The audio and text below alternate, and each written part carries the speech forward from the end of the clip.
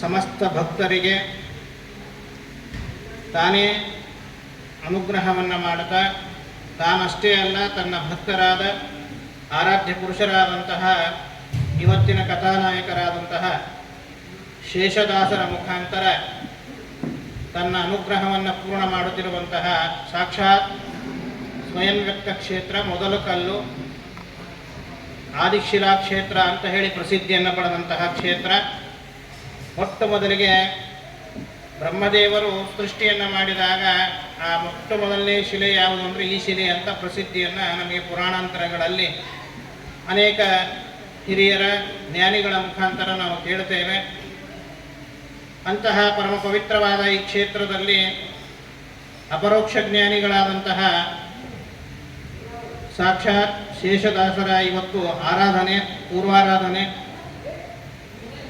ಆರಾಧನೆಯಲ್ಲಿ ಅವರಿಗೆ ಪ್ರಿಯವಾದಂತಹ ಕರ್ಮಗಳನ್ನು ನಾವು ಮಾಡಬೇಕು. ಅವರಿಗೆ ಪ್ರಿಯವಾದ ಕರ್ಮ ಯಾವುದು ಅಂತಂದರೆ ಚೆನ್ನಾಗಿ ಅಡಿಗೆ ಮಾಡಿಸಿ ಊಟಕ್ಕೆ ಹಾಕುವುದು. ಇದು ವೈಶ್ವಾನರ ನಾಮಕನಾದ ಪರಮಾತ್ಮನಿಗೆ ಪ್ರಿಯವಾದರೆ ಆ ವೈಶ್ವಾನರ ನಾಮಕನಾದ ಭಗವಂತನ ಭಕ್ತರಾದಂತಹ ಭಕ್ತರಿಗೆ ಪ್ರಿಯವಾದದ್ದು ಯಾವುದು ಅಂತಂದರೆ ಜ್ಞಾನ ಅಂತ ಹೇಳ್ತಾರೆ. ಜ್ಞಾನೇನೇವ ಪರಂಪದಂ ಅಂತೂ ಹೇಳಿದ್ದಾರೆ.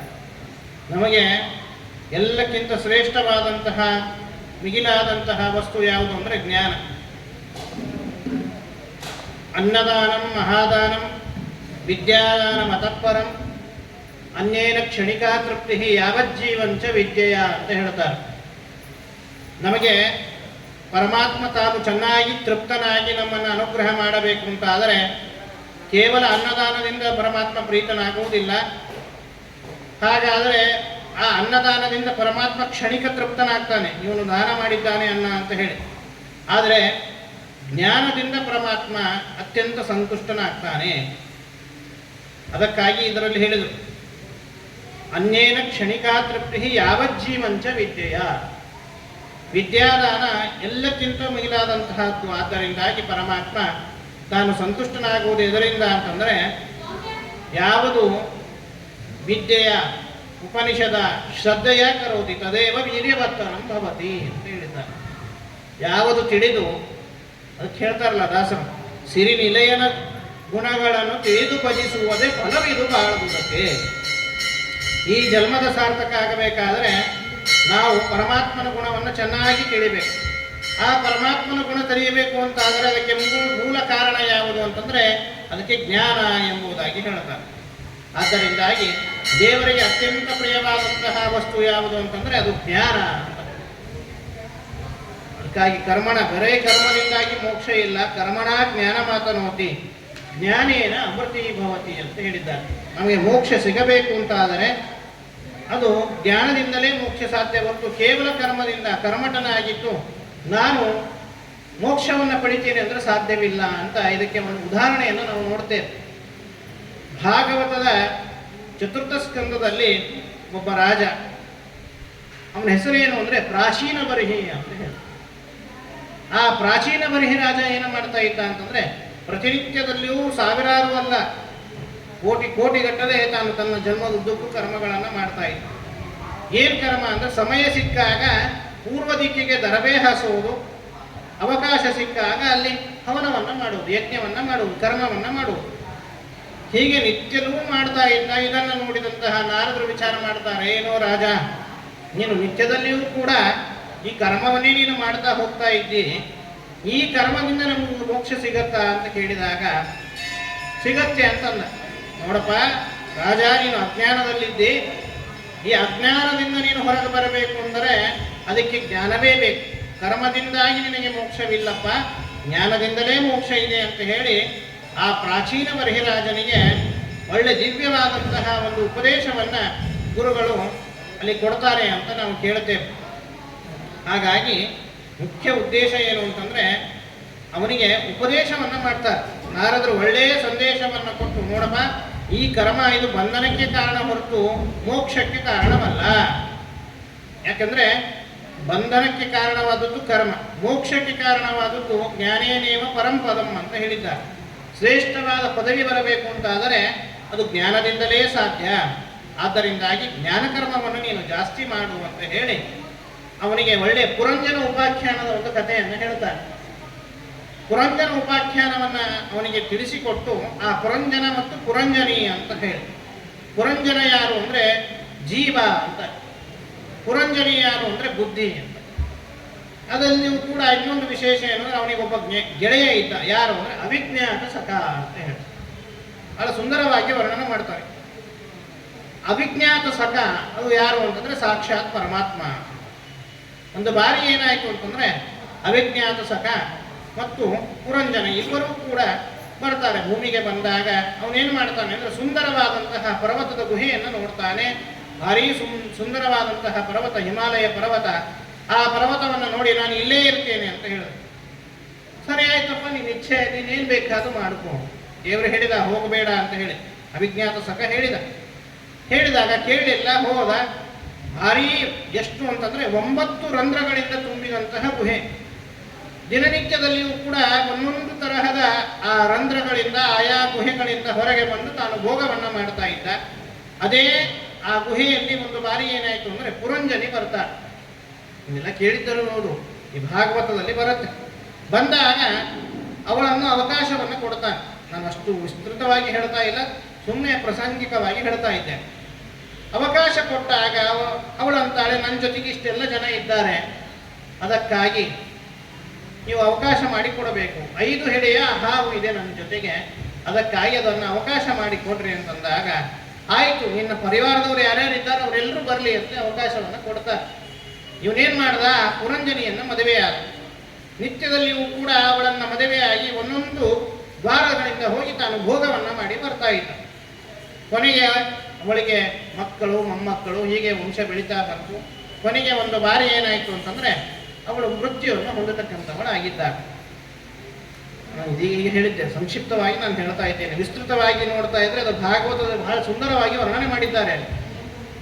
ಹಾಗಾಗಿ ಹೇಳಿದಾಗ ಕೊನೆಗೆ ಏನಾಯ್ತು ಅಂದ್ರೆ ಅವಳು ಒಂದು ಕಾಲಾಂತರದಲ್ಲಿ ಮರಣವನ್ನು ಹೊಂದಿದಾಗ ಅದನ್ನೇ ಚಿಂತನೆಯನ್ನು ಮಾಡ್ತಾ ತಾನೂ ಮೃತ್ಯುವನ್ನು ಹೊಂದತಕ್ಕಂಥವನ. ಮೃತ್ಯುವನ್ನು ಹೊಂದಿದಾಗ ಪರಿಸ್ಥಿತಿ ಏನಾಯಿತು ಅಂತಂದ್ರೆ ನಿಮಗೆಲ್ಲ ಗೊತ್ತಿರುತ್ತೆ. ಶ್ರೀಮದ್ ಆಚಾರ್ಯರು ಹೇಳ್ತಾರೆ ಏನು ಅಂತಂದ್ರೆ, ಯಾವುದನ್ನ ನಾವು ಚಿಂತನೆಯನ್ನು ಮಾಡ್ತೇವೆ ಅದೇ ನಮಗೆ ಮುಂದಿನ ಜನ್ಮ ಬರುತ್ತೆ ಅಂತ ಹೇಳಿ. ಜಿಂಕೆಯ ಚರಿತ್ರೆಯನ್ನು ನೀವು ಕೇಳ್ತೀರಿ, ಭರತ ಚಕ್ರವರ್ತಿ ರಾಜನ ಚರಿತ್ರೆಯನ್ನು ಕೇಳ್ತೀರಿ. ಅಲ್ಲಿ ಏನು ಹೇಳಿದ್ದಾರೆ ಪಂಚಮಸ್ಕಂದದಲ್ಲಿ ಅಂತಂದ್ರೆ, ಆ ರಾಜ ಭರತ ಚಕ್ರವರ್ತಿ ರಾಜನು ಕೂಡ ತಾನು ಎಲ್ಲವನ್ನ ತ್ಯಾಗ ಮಾಡಿ ವೃಷಭನಾಮಕ ಪರಮಾತ್ಮನಿಂದ ದಿವ್ಯವಾದಂಥ ಉಪದೇಶವನ್ನ ಪಡೆದು ತಾನು ಎಲ್ಲಿಗೆ ಹೋದ ಅಂತಂದ್ರೆ ಶಾಲಿಗ್ರಾಮ ಕ್ಷೇತ್ರಕ್ಕೆ ಹೋದ ಅಂತ, ನೇಪಾಳಕ್ಕೆ. ಆ ಶಾಲಿಗ್ರಾಮ ಕ್ಷೇತ್ರಕ್ಕೆ ಹೋಗಿ ತನ್ನ ಸಾಧನೆ ಮಾಡಬೇಕು ಅಂತ ಹೊರಟ. ದಿನನಿತ್ಯದಲ್ಲಿಯೂ ಕೂಡ ಪರಮಾತ್ಮನ ದಿವ್ಯ ಸನ್ನಿಧಾನೋಪೇತವಾದ ಶಾಲಿಗ್ರಾಮ ತೀರ್ಥದಲ್ಲೇ ಸ್ನಾನ ಮಾಡ್ತಾ ಇದ್ದ, ಗಂಡಕಿ ನದಿಯಲ್ಲಿ. ಅದೇ ಗಂಡಕಿ ನದಿಯಲ್ಲಿ ಯಾವ ಸಂಸಾರ ಬೇಡುವಂತ ಹೊರಟಂತಹ ವ್ಯಕ್ತಿಗೆ ಸಿಕ್ಕಿದ್ದು ಒಂದು ಜಿಂಕೆಯ ಮರೆ ಅಂತ ನಾವು ಕೇಳ್ತೇವೆ.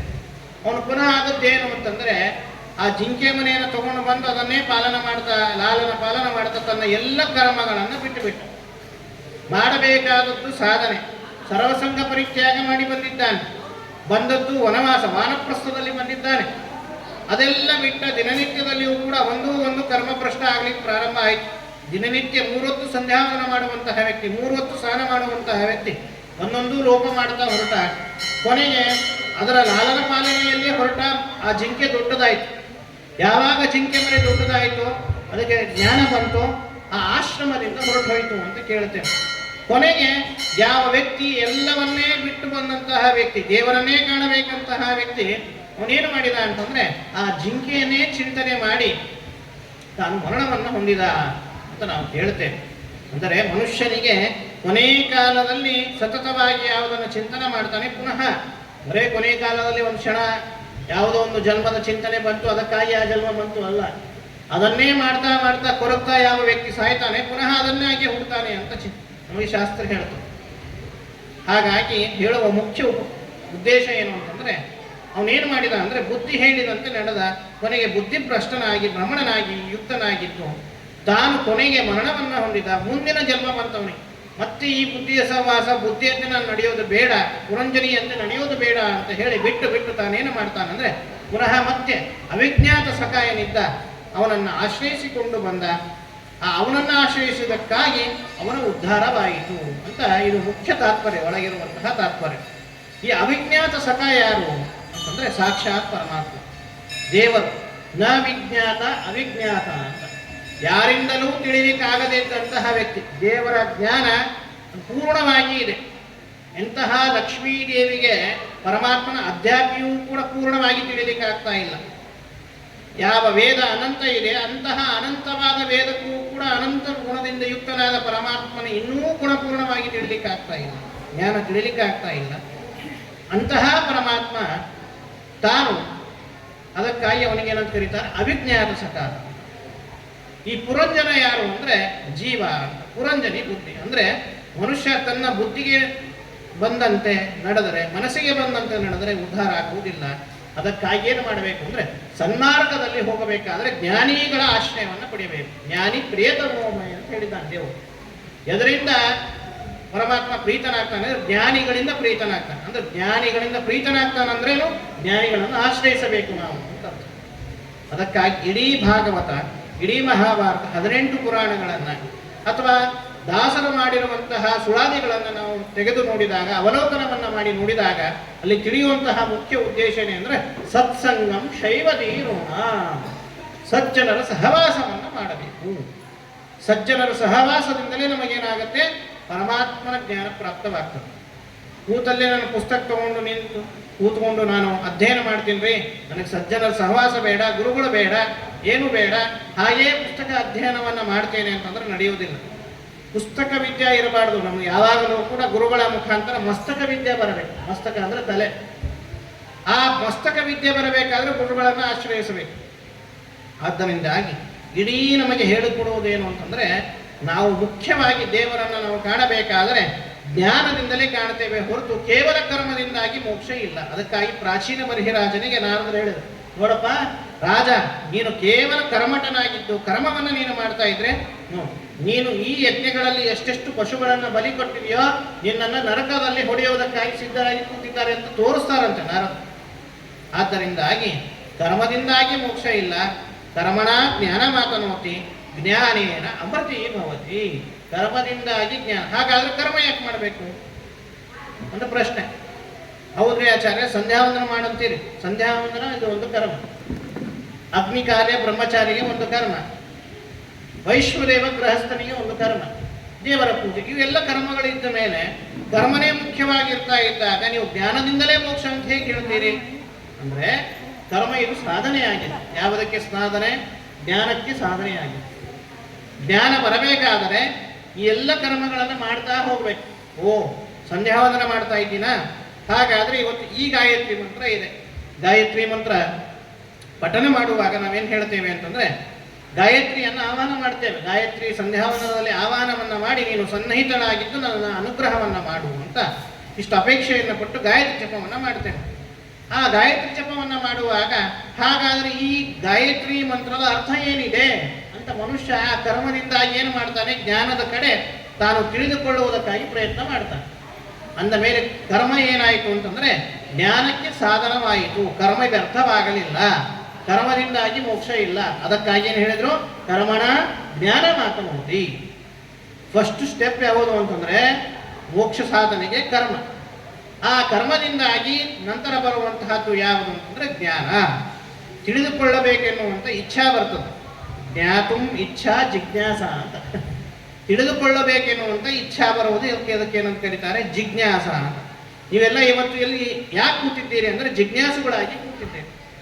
ಏನು ಹೇಳ್ತಿದ್ದಾರೆ ಅದನ್ನು ತಿಳಿದುಕೊಳ್ಳಬೇಕೆನ್ನುವಂಥ ಇಚ್ಛಾ, ಜ್ಞಾತುಂ ಇಚ್ಛಾ ಜಿಜ್ಞಾಸ ಅಂತ.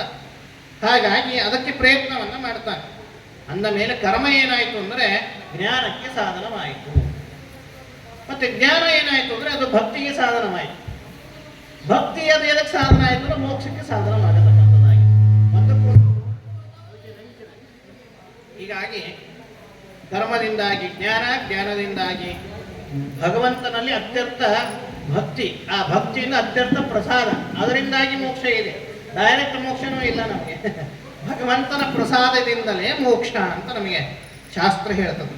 ಆದ್ದರಿಂದಾಗಿ ನಮಗೆ ಮುಖ್ಯ ಬೇಕಾದದ್ದು ಯಾವುದು ಅಂತಂದ್ರೆ ಅದು ಜ್ಞಾನ. ಪರಮಾತ್ಮನ ವಿಶೇಷವಾದಂತಹ ಜ್ಞಾನವನ್ನ ಪರಮಾತ್ಮ ನಮ್ಮನ್ನ ಅನುಗ್ರಹ ಮಾಡ್ತಾನೆ, ಆ ವಿಶೇಷ ಜ್ಞಾನದಿಂದಲೇ ನಮಗೆ ಅನುಗ್ರಹ ಮಾಡ್ತಾನೆ ಎಂಬುದಾಗಿ ಹೇಳ್ತಾ ನಮಗೆ ಶ್ರೀಮದಾಚಾರ್ಯರು ನಿರ್ಣಯವನ್ನು ಕೊಡ್ತಾರೆ. ಇವತ್ತು ನಿಜವಾಗಿ ಹೇಳಬೇಕು ಅಂತ ಆದರೆ ಸರ್ವಮೂಲ ಗ್ರಂಥಗಳು ಇಲ್ಲ ಅಂತಂದ್ರೆ ನಮಗೆ ಮೋಕ್ಷವೇ ಸಾಧ್ಯ ಇಲ್ಲ. ನಾವೇನು ಶ್ರೀಮದಾಚಾರ್ಯರನ್ನ ಹೊರತು ನಾನು ಕೇವಲ ಜ್ಞಾನ ಮಾಡಿಕೊಳ್ತೇನೆ, ಶ್ರೀಮದಾಚಾರ್ಯ ಗ್ರಂಥಗಳ ಬೇಡ, ಸರ್ವಮೂಲ ಬೇಡ ಅಂತ ಹೇಳಿ ಹೊರಟ್ರೆ ಮೋಕ್ಷ ಸಾಧ್ಯವೇ ಇಲ್ಲ. ಶ್ರೀಮದಾಚಾರ್ಯರಂತಾರೆ, ಜ್ಞಾನಪೂರ್ವ ಪರಸ್ನೇಹೋ ನಿತ್ಯೋ ಭಕ್ತಿ ವಿಚೀರ್ಯತೆ. ನೋಡ್ರಿ, ಭಕ್ತಿ ಎಂತಹದ್ದಿರಬೇಕು ಅಂತಂದ್ರೆ ಜ್ಞಾನಪೂರ್ವಕವಾಗಿರಬೇಕು. 2 ನಿಮಿಷ ಕಣ್ಣು ಮುಚ್ಚಿ ಬಿಟ್ರೆ ಸಾಕು ನನಗೆ ಭಕ್ತಿ ಬಂತು ಅಂತ ನಾವು ಅನ್ಕೋತೇವೆ. ಶ್ರೀನಿವಾಸ ದೇವರ ಸನ್ನಿಧಾನದಲ್ಲಿ ಬಂದಿದ್ದೀವಿ, 2 ನಿಮಿಷ ಕಣ್ಣು ಮುಚ್ತೇನೆ, ನಾನು ಮುಗಿದೋಯ್ತು, ನಾನು ಭಕ್ತಿ ಪರವಶನಾದೆ. ಏನ್ರಿ, ನಮಗಿಂತ ಭಕ್ತರು ಯಾರಿಲ್ಲ, ನಾವು ಅಂತ ದಾನ ಈ ದಾನ ಆ ದಾನ ಎಲ್ಲ ಮಾಡಿದ್ದೇವೆ. ಇನ್ನೊಂದು ಪ್ರಶ್ನೆ ಬರ್ತದೆ, ಕರ್ಮ ಅಂದಾಗ ದಾನನೂ ಒಂದು ಕರ್ಮನೇ. ದಾನ ಏನಿದೆ, ಇವತ್ತು ನಾವು 1 ರೂಪಾಯಿನೋ 2 ರೂಪಾಯಿನೋ 10 ರೂಪಾಯಿನೋ ಅಕ್ಕಿ ದಾನನೋ, ಆರಾಧನೆ ನಡೀತಾ ಇದೆ, ದಾಸರ ಆರಾಧನೆಯಲ್ಲಿ ನಾವೇನೋ ಒಂದು ಡೊನೇಷನ್ ಕೊಟ್ಟಿರ್ತೇವೆ. ಈ ಡೊನೇಷನ್ ಆಗಿ ಕೊಟ್ಟಂತಹ ಏನು ದಾನ ಇದೆ, ಡೊನೇಟ್ ಮಾಡಿದ್ದನ್ನ, ಇದು ನಮಗೆ ಕರ್ಮಕ್ಕೆ ಸಾಧನವೋ ಅಥವಾ ಮೋಕ್ಷಕ್ಕೆ ಸಾಧನವೋ? ದಾನ ರೂಪವಾದದ್ದು ಕರ್ಮ, ಮತ್ತು ಇದನ್ನು ಮೋಕ್ಷಕ್ಕೆ ಸಾಧನ ಏನು ಅಂದ್ರೆ ಸರ್ವತಾ ಇದೆ. ಇದನ್ನ ದಾಸವರೇಣ್ಯರು ಹೇಳಿದ್ದಾರೆ, ಸುಳಾದಿಯಲ್ಲೇ ಹೇಳಿದ್ದಾರೆ, ಶೇಷದಾಸರೇ ಹೇಳಿದ್ದಾರೆ ಈ ಮಾತನ್ನು. ನೋಡ್ರಿ, ಕೇವಲ ಕರ್ಮ ಇದು, ದಾನ ಕರ್ಮ ಇದು ಮೋಕ್ಷಕ್ಕೆ ಸಾಧನವಲ್ಲ. ಹಾಗಾದ್ರೆ ಎದಕ್ಕೆ ಸಾಧನ? ಭಕ್ತಿಗೆ ಸಾಧನ. ದಾನ ಮಾಡಿರುವಂತಹದ್ದು ನಿಮಗೆ ಎದಕ್ಕೆ ಸಾಧನ ಅಂತಂದ್ರೆ ಭಕ್ತಿ ಹುಟ್ಟಿಸ್ಲಿಕ್ಕೆ ಸಾಧನವಾಗಿರ್ತದೆ. ಅದಕ್ಕಾಗಿ ಯಾವುದೇ ಒಂದು ಶ್ರುತಿಯನ್ನು ಹೇಳಬೇಕಾದರೆ ನಿಮಗೇನು ಮಾಡ್ತಾರೆ ಅಂತಂದ್ರೆ ರೋಚನಾರ್ಥಂ ಫಲಶ್ರುತಿ.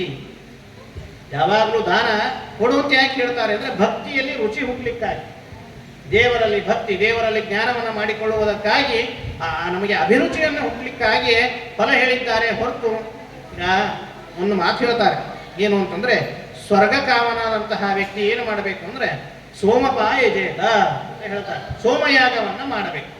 ಯಾವ ವ್ಯಕ್ತಿ ಇದ್ದಾನೆ ಅವನಿಗೆ ಸ್ವರ್ಗದ ಅಪೇಕ್ಷೆ ಇತ್ತು ಅಂತ ಆದರೆ ಅವನೇನು ಮಾಡಬೇಕು ಅಂದ್ರೆ ಸೋಮಯಾಗವನ್ನ ಮಾಡಬೇಕು. ಹಾಗಾದ್ರೆ ಮುಕ್ತಿ ದೊಡ್ಡದು ಅಥವಾ ಸ್ವರ್ಗ ದೊಡ್ಡದು? ಮುಕ್ತಿ ದೊಡ್ಡದು. ಹಾಗಾಗಿ ಇವನೇನು ಮಾಡ್ತಾನೆ, ಅದಕ್ಕಾಗಿ ಬರೇ ಸೋಮಯಾಗವನ್ನು ನಾನು ಮಾಡುವುದಿಲ್ಲ, ಮುಕ್ತಿ ಸಾಧನವಾದನ್ನ ಜ್ಞಾನವನ್ನ ಮಾಡ್ತೇನೆ. ಕರ್ಮ ಮಾಡಿದೆ ಎಷ್ಟು ದಿವಸ, ಎದಕ್ಕಾಗಿ? ಸ್ವರ್ಗಕ್ಕಾಗಿ ಕರ್ಮ, ಸೋಮಯಾಗವನ್ನ ಮಾಡಿದೆ ನಾನು. ಹಾಗಾದರೆ ಈ ಸೋಮಯಾಗ ಮಾಡಿದ್ದು ವ್ಯರ್ಥವೇ ಅಲ್ಲ, ಇದು ಸುಖಕ್ಕೆ ಕಾರಣವಾಗತ್ತೆ. ಆದರೆ ಮುಖ್ಯವಾಗಿ ಕಾರಣವಾದದ್ದು ಯಾವುದು ಅಂತಂದ್ರೆ ಜ್ಞಾನ. ಹಾಗಾದ್ರೆ ನಾನು ಈ ಮುಕ್ತಿಯನ್ನು ಪಡೆಯಬೇಕಾದ್ರೆ ನಾನು ಮಾಡಿರುವಂತಹ ಈ ಕರ್ಮ ಇದು ಸಾಧಕವಾದದ್ದು ಎದಕ್ಕೆ ಅಂದ್ರೆ ಜ್ಞಾನಕ್ಕೆ. ಹಾಗಾದ್ರೆ ಜ್ಞಾನವನ್ನು ಪಡಿಬೇಕು ಅಂತ ಪ್ರಯತ್ನ ಮಾಡ್ತಾನೆ. ಅಂದ ಮೇಲೆ ಶ್ರೀಮದಾಚಾರ್ಯ ಹೇಳುವಂತಹ ಮಾತೇನು ಅಂತಂದ್ರೆ ಜ್ಞಾನ ಪೂರ್ವ ಪರಸ್ನೇಹೋ ನಿತ್ಯೋ ಭಕ್ತಿ ರೀತಿಯತೆ. ಜ್ಞಾನಪೂರ್ವಕವಾದಂತಹ ಶ್ರೇಷ್ಠವಾದಂತಹ ಸ್ನೇಹ ಏನಿದೆ ಅದೇ ಮೋಕ್ಷಕ್ಕೆ ಕಾರಣ ಅಂತ ಹೇಳ್ತಾರೆ.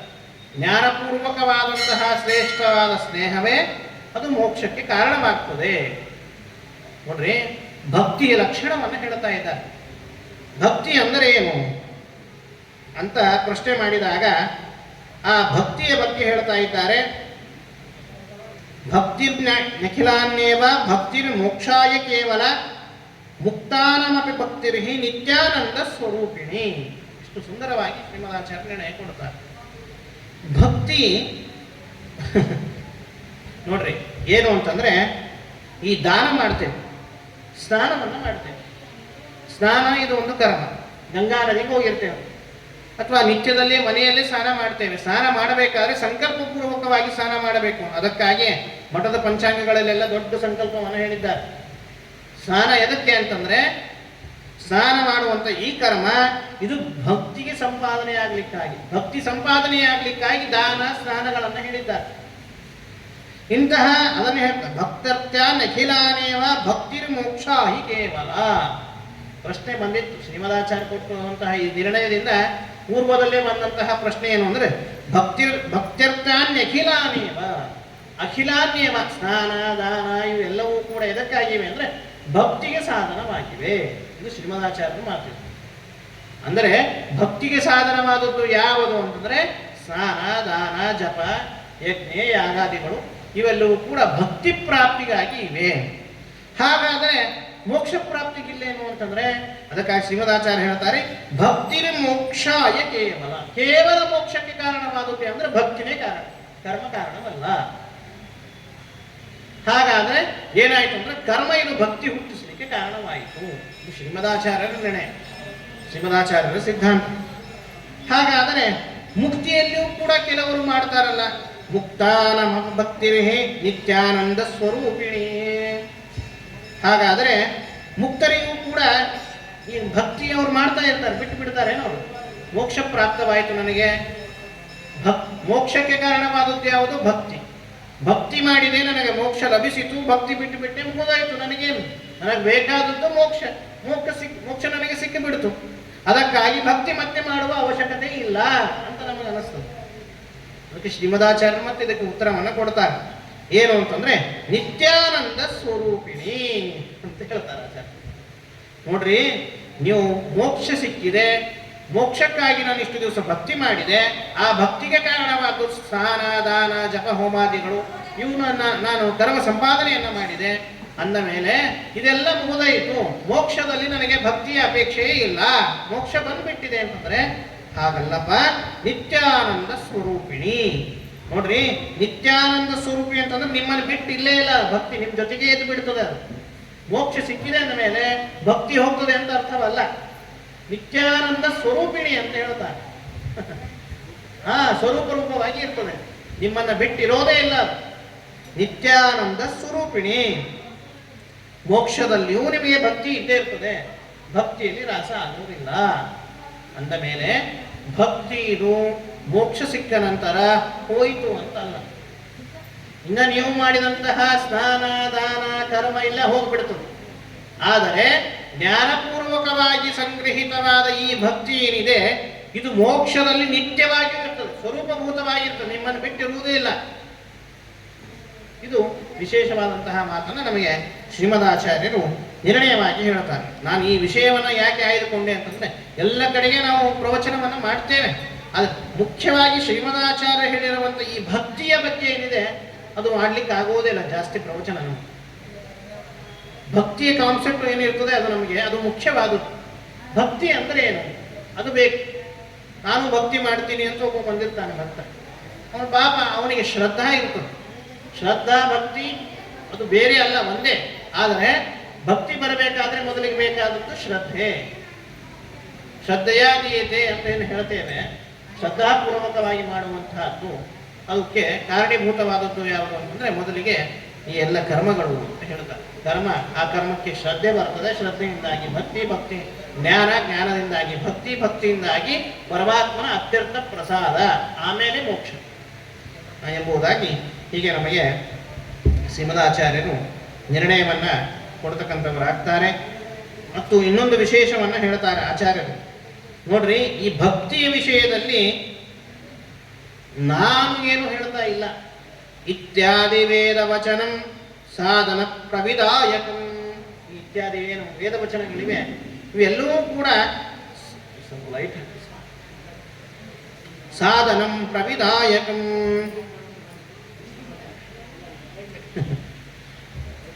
ಸಾಧನಂ ಪ್ರವಿದಾಯಕಂ ಅಂತ ಹೇಳ್ತಾರೆ. ಇವೆಲ್ಲವೂ ಕೂಡ ಸಾಧನಭೂತವಾದದ್ದು ಎಂಬುದಾಗಿ ಹೇಳ್ತಾರೆ. ಇದನ್ನು ಹೇಳ್ತಾ ಹಾಗಾದರೆ ದೇವರು ಭಕ್ತಿ ಮಾಡಬೇಕು ಅಂತ ಹೇಳ್ತಾ ಇದ್ದಾರೆ. ಹಾಗಾದರೆ ದೇವರು ಒಬ್ಬ ವ್ಯಕ್ತಿ ಭಕ್ತಿ ಮಾಡಿದ. ಆ ಭಕ್ತಿಯನ್ನ ಮಾಡಿದಾಗ ದೇವರು ಅವನು ಮಾಡಿರುವಂತಹ ಏನೋ ಒಂದು ಅಪರಾಧ ಇರ್ತದೆ. ಹಾಗಾದರೆ ಅದನ್ನು ಎಣಿಸ್ತಾನೇನು ದೇವರು, ಲೆಕ್ಕ ಮಾಡ್ತಾನೇನು ದೇವರು ಅಂತ ಪ್ರಶ್ನೆ. ನಿಶೇಷ ಧರ್ಮಕರ್ತಾಪಿ ಅಭಕ್ತಸ್ಥೆ ನರಕೇ ಹರೇ ಸದಾ ತಿಷ್ಟಂತಿ ಭಕ್ತಶ್ಚೇತ್ ಬ್ರಹ್ಮ ಅಪಿ ವಿಮುಚ್ಯತೆ ಅಂತ ಹೇಳ್ತಾರೆ. ಏನಿದರ ಅರ್ಥ ಅಂತಂದ್ರೆ, ನಿಶೇಷ ಧರ್ಮಕರ್ತ ಅಪಿ ಅಭಕ್ತಸ್ಥೆ ನರಕೇ ಹರೇ ಆಚಾರ್ಯ ಹೇಳ್ತಾರೆ. ಅದನ್ನ ಇಲ್ಲಿ ಶೇಷದಾಸರು ಹೇಳ್ತಾರೆ. ಏನು ಅಂದ್ರೆ, ಭಕ್ತರ ಅಪರಾಧವ ಎಣಿಸುವ ನೀನಲ್ಲ, ಭಕ್ತರ ಅಪರಾಧವನ್ನು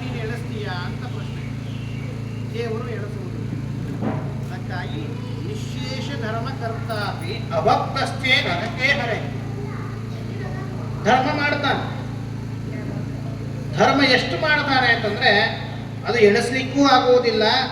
ಅಷ್ಟೆಲ್ಲ ಧರ್ಮ ಕಾರ್ಯಕ್ರಮಗಳನ್ನು ತಾನು ಮಾಡ್ತಿರ್ತಾನೆ.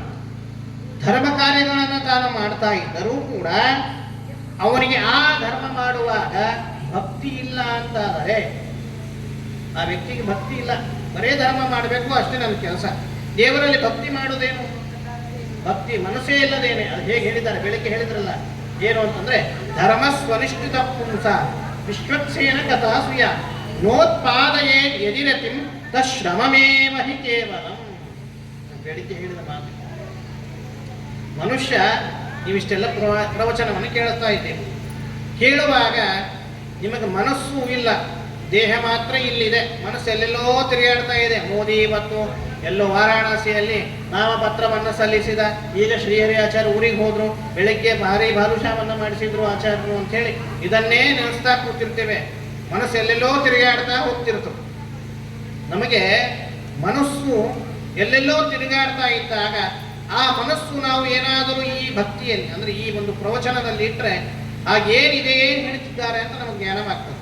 ಅದನ್ನು ಹೇಳ್ತಾರೆ, ನೋತ್ಪಾದಯೇ ಎದಿರತಿಂ ತಶ್ರಮಮೇವ ಹಿ ಕೇವಲ. ಅದು ಕೇವಲ ವ್ಯರ್ಥ ಶ್ರಮ. ಹೇಗೆ ಅಂದ್ರೆ ಬೋರ್ಲು ಕೊಡದ ಮೇಲೆ ನೀರು ಸುರಿದಂಗೆ ಆಗಲ್ಲ, ಕೇವಲ ವ್ಯರ್ಥ ಶ್ರಮ. ಬೆಳತನಕ ರಾಮಾಯಣ ಕೇಳೋದು, ರಾತ್ರಿಯಿಂದ ಬೆಳತನಕ ರಾಮಾಯಣ ಕೇಳೋದ, ಕೇಳಿದ ಮೇಲೆ ರಾಮನಿಗೂ ಸೀತೆಗೂ ಏನು ಸಂಬಂಧ, ಕರೆಂಟ್ ಬಂತು ನೋಡಿ ಹಾಗಾಗತ್ತೆ. ಅದಕ್ಕಾಗಿ ಹೇಳ್ತಾರೆ, ನಿಶೇಷ ಧರ್ಮಕರ್ತ ಅಪಿ ಅಭಕ್ತಸ್ಥೇ ನರಕೇ ಹರೇ. ಎಂತಹ ಭಕ್ತಿ ಇಲ್ಲದೇನೆ ಕೇವಲ ನಾನು ಧರ್ಮ ಮಾಡ್ತೇನೆ, ಕೇವಲ ಧರ್ಮವನ್ನು ಮಾಡಿದರೆ ಸಾಕು ದೇವರು ಸಂತುಷ್ಟನಾಗ್ತಾನೆ ಅಂತಂದ್ರೆ ಸರ್ವತಾ ಇಲ್ಲ. ಅವನೇನಾಗ್ತಾನೆ, ನರಕದಲ್ಲಿ ಬಿದ್ದು ಹೋಗ್ತಾನೆ. ಯಾಕೆ? ಬರೇ ಧರ್ಮ ಮಾಡಿದ. ಹೌದು, ಧರ್ಮ ಮಾಡಿದ್ದಾನೆ, ಧರ್ಮ ಹೇಳಿರಲ್ಲ, ಮತ್ತೆ ಧರ್ಮೋ ರಕ್ಷತಿ ರಕ್ಷಿತ ಅಂತ ಹೇಳಿದ್ದೀರಿ, ಧರ್ಮ ಮಾಡಿದ್ದಾನೆ ಅಲ್ಲ ಅಂತಂದ್ರೆ ಧರ್ಮ ಇದು ಕೇವಲ ಮಾಡಿದ್ರೆ ನಡೆಯುವುದಿಲ್ಲ. ಶ್ರೀಮದಾಚಾರ್ಯರು ಅಂತಾರೆ, ಅಲ್ಲಿ ಭಕ್ತಿ ಇರಬೇಕು ಅಂತ ಹೇಳ್ತಾರೆ. ಅದನ್ನು ಹೇಳ್ತಾರೆ, ಭಕುತರ ಅಪರಾಧವ ಎಣಿಸುವ ನೀನಲ್ಲ. ಯಾವಾಗ ಎಣಿಸುವನಲ್ಲ? ಯಾವಾಗ ನಿನ್ನಲ್ಲಿ ಭಕ್ತಿ ಮಾಡ್ತಾನೆ ನೋಡ್ರಿ, ಅವಾಗ ನೀನು ಅಪರಾಧವನ್ನು ಎಣಿಸೋದಿಲ್ಲ. ದಾಸರ ಮಾತು ಹೀಗಿದೆ, ಹೀಗೆ ಅರ್ಥ ಮಾಡ್ಕೊಳ್ಬೇಕು. ಭಕುತರ ಅಪರಾಧವನ್ನ ಎಣಿಸುವ ನೀನಲ್ಲ. ನೀವು ಪೂರ್ಣ ಮಾತಾಡ್ರಿ, ಆಮೇಲೆ ನಾನು ಹೇಳ್ತೀನಿ ಪ್ರವಚನ. ಮುಗಿಲಿ ಮಾತಾಡ್ರಿ, ಆರಾಮ್ಸರಿ ಮಾತಾಡ್ರಿ. ಇದೆಲ್ಲ ಹರಟಿ ಆದ್ಮೇಲೆ ನಾನು ಹೇಳ್ತೀನಿ. ಬಂದಿದ್ದೇ ಸಾಧನೆಗಾಗಿ. ನಿಶೇಷ ಧರ್ಮಕರ್ತಾಪಿ ಅಭಕ್ತಸ್ಥೇ ನರಕೇ ಹರೇ ಅಂತ ಹೇಳ್ತಾ ಇಲ್ಲಿ ಶೇಷದಾಸನಂತಾರೆ, ಭಕ್ತರ ಅಪರಾಧವನ್ನು ನೀನು ಎಣಿಸುವುದಿಲ್ಲ ಅಂತ ಹೇಳಿ. ಯಾಕೆ ಎಣಿಸೋದಿಲ್ಲ? ಒಂದು ಉದಾಹರಣೆಯನ್ನು ಕೊಡ್ತೇನೆ. ಷಷ್ಠಸ್ಕಂದ ಭಾಗವತವನ್ನು ನೀವು ಕೇಳ್ತೀರಿ. ಪರೀಕ್ಷಿತ ರಾಜ ಪ್ರಶ್ನೆ ಮಾಡ್ತಾನೆ. ಏನಂತಾನೆ ಅಂದ್ರೆ, ಪಂಚಮ ಸ್ಕಂದದಲ್ಲಿ, ಹಿಂದಿನ ಸ್ಕಂದದಲ್ಲಿ ವರ್ಣನೆ ಮಾಡಿರ್ತಾರೆ ನರಕದ ವರ್ಣನೆ. ಯಾರು ಭಕ್ತಿಹೀನರೋ, ಪರಮಾತ್ಮನಲ್ಲಿ ಭಕ್ತಿ ಮಾಡುವುದಿಲ್ಲ, ಧರ್ಮ ಮಾಡುವುದಿಲ್ಲ, ಅಂತಹ ಭಕ್ತರು ನರಕದಲ್ಲಿ ಬೀಳ್ತಾರೆ ಅಂತ ಹೇಳಿ. ಅದಕ್ಕಾಗಿ ಷಷ್ಠಸ್ಕಂದದಲ್ಲಿ ಒಂದು ಮಾತನ್ನು ಹೇಳ್ತಾರೆ. ಏನು ಅಂತಂದ್ರೆ, ಅದಕ್ಕೂ ಬೆಳಗ್ಗೆ ಆಚಾರ ಒಂದು ಮಾತನ್ನು ಹೇಳಿದ್ರು, ಮನ್ನೇ ಕುಂಜರ ಶೌಚವತ. ಮನ್ನೇ ಕುಂಜರ ಶೌಚವತ. ಆನೆ ತಾನು ಸ್ನಾನ ಮಾಡ್ತಾನೆ. ಪಾಪ ಮಾವುತ ಏನ್ ಮಾಡ್ತಾನೆ ಅಂದ್ರೆ, ಆನೆಗೆ ಕರೆದುಕೊಂಡು ಹೋಗಿ ನದಿಯಲ್ಲಿ ಚೆನ್ನಾಗಿ ಸ್ನಾನ ಮಾಡಿಸಿ, ಅದನ್ನು ಫ್ರೆಶ್ ಚೆನ್ನಾಗಿ ಅದಕ್ಕೆಲ್ಲ ಹೇಗೆ ಸ್ನಾನ ಮಾಡಿಸ್ಬೇಕು, ಬ್ರಷ್ ಅಂತ ತಗೊಂಡು ತಿಕ್ಕಿ ಸ್ನಾನ ಮಾಡಿಸಿ ಬರ್ತಾನೆ. ಬಂದ ಮೇಲೆ ಆನೆ ಏನು ಮಾಡ್ತದೆ, ಆನೆಯ ಸ್ವಭಾವ ಮತ್ತೆ ಮಣ್ಣನ್ನು ಎರಚಿಕೊಳ್ಳುತ್ತೆ. ಪಾಪ ಮಾಡಿದ್ದೇವೆ, ಆ ಪಾಪಕ್ಕಾಗಿ ಏನು ಮಾಡ್ತೇವೆ ನಾವು, ಸಂವತ್ಸರ ಕೃತಂ ತತ್ ಪಾವಮಾನೇರ್ಭೀರಹಂ ಪೂನಾಮಿ. ಒಂದು ಸಂವತ್ಸರದಲ್ಲಿ ಮಾಡಿರುವಂತಹ ಪಾಪಕ್ಕಾಗಿ ನಾವು ಪವಮಾನ ಹೋಮವನ್ನು ಮಾಡಿ ಪ್ರಾಯಶ್ಚಿತ್ತ ಮಾಡಿಕೊಳ್ತೇವೆ. ನಮ್ಮ ಶಾಸ್ತ್ರದಲ್ಲಿದೆ, ಸಂವತ್ಸರದಲ್ಲಿ ಮಾಡಿರುವಂತಹ ಸರ್ವ ಪಾಪಗಳ ಪ್ರಾಯಶ್ಚಿತ್ತ ಒಂದು ಕರ್ಮವನ್ನು, ಪವಮಾನ ಹೋಮವನ್ನು ನಮಗೆ ಹೇಳಿದ್ದಾರೆ. ಹಾಗಾಗಿ ಅದನ್ನು ಮಾಡಿ ನಾನು ಪ್ರಾಯಶ್ಚಿತ್ತ ಮಾಡಿಕೊಳ್ತೇನೆ ಅಂತಂದ್ರೆ, ಹಾಗಾದ್ರೆ ಹೇಗಾಗತ್ತೆ ಅಂತಂದ್ರೆ, ಪಾಪ ಮಾಡುವುದು ಮತ್ತೆ ಹೋಮ ಮಾಡುವುದು, ಪ್ರಾಯಶ್ಚಿತ್ತ ಮಾಡಿಕೊಳ್ಳುವುದು ಮತ್ತೆ ಪಾಪ ಮಾಡುವುದು, ಆಗ್ತಾ ಹೋದರೆ ಇದರಿಂದ ಉದ್ಧಾರ ಆಗುವುದು ಹೇಗೆ? ಅದಕ್ಕಾಗಿ ಅಲ್ಲಿ ಶುಕಾಚಾರ್ಯರು ಹೇಳ್ತಾರೆ, ಏನು ಅಂತಂದ್ರೆ ಅಜಾಮಿಳನ ಚರಿತ್ರೆಯನ್ನು ತಿಳಿಸ್ತಾರೆ. ಅಜಾಮಿಳ, ಅದಕ್ಕಾಗಿ ದಾಸರ ಹೇಳಿದ ಮಾತು, ಭಕುತರ ಅಪರಾಧವ ಎಣಿಸುವ ನೀನಲ್ಲ. ಅಜಾಮಿಳ ಏನು ಮಾಡಿದ ಅಂತಂದ್ರೆ ಜನ್ಮದುದ್ದಕ್ಕೂ ಪಾಪವನ್ನೇ ಮಾಡಿದ. ಮಹಾಭಗವತ್ ಭಕ್ತ, ಮಹಾ ಜ್ಞಾನಿ, ಪಂಡಿತ, ಒಳ್ಳೆಯ ಕರ್ಮನಿಷ್ಠ, ಧರ್ಮನಿಷ್ಠ ವ್ಯಕ್ತಿ. ನಿತ್ಯದಲ್ಲಿಯೂ ಕೂಡ ತಾನು ಯಜ್ಞ ಯಾಗಾದಿಗಳನ್ನು ಮಾಡಿಕೊಂಡು ಬ್ರಾಹ್ಮಣನಾದಂತಹ ವ್ಯಕ್ತಿ ತಾನೇನು ಮಾಡಿದ ಅಂತಂದ್ರೆ ದಾಸಿಯ ಸಹವಾಸವನ್ನು ಮಾಡಿದ. ಆ ದಾಸಿಯ ಸಹವಾಸ ಮಾಡಿದಕ್ಕಾಗಿ ಇಡೀ ಜನ್ಮ ಪರ್ಯಂತವಾಗಿ ಅವಳ ಜೊತೆಗೇ ಇದ್ದ. ಅವಳ ಜೊತೆಗೆ ಇದ್ದು ಅವಳು ಏನೇನು ಕರ್ಮ ಮಾಡ್ತಿದ್ದು ಅದನ್ನೇ ಇವನು ಮಾಡ್ತಾ ಇದ್ದ. ಕೊನೆಗೆ ಇವನಿಗೆ ಎಷ್ಟು ಜನ ಮಕ್ಕಳಾದ? 10 ಜನ ಮಕ್ಕಳಾದ. ಆ 10 ಜನ, ಇವನಿಗೆ ವಯಸ್ಸಾಗಿದ್ದೇ 80 ವರ್ಷ. ಅಲ್ಲಿ ಹೇಳಿದ್ದಾರೆ, ಭಾಗವತದಲ್ಲಿ ಉಲ್ಲೇಖ ಮಾಡಿದ್ದಾರೆ, 80 ವರ್ಷ ಆಗಿತ್ತು.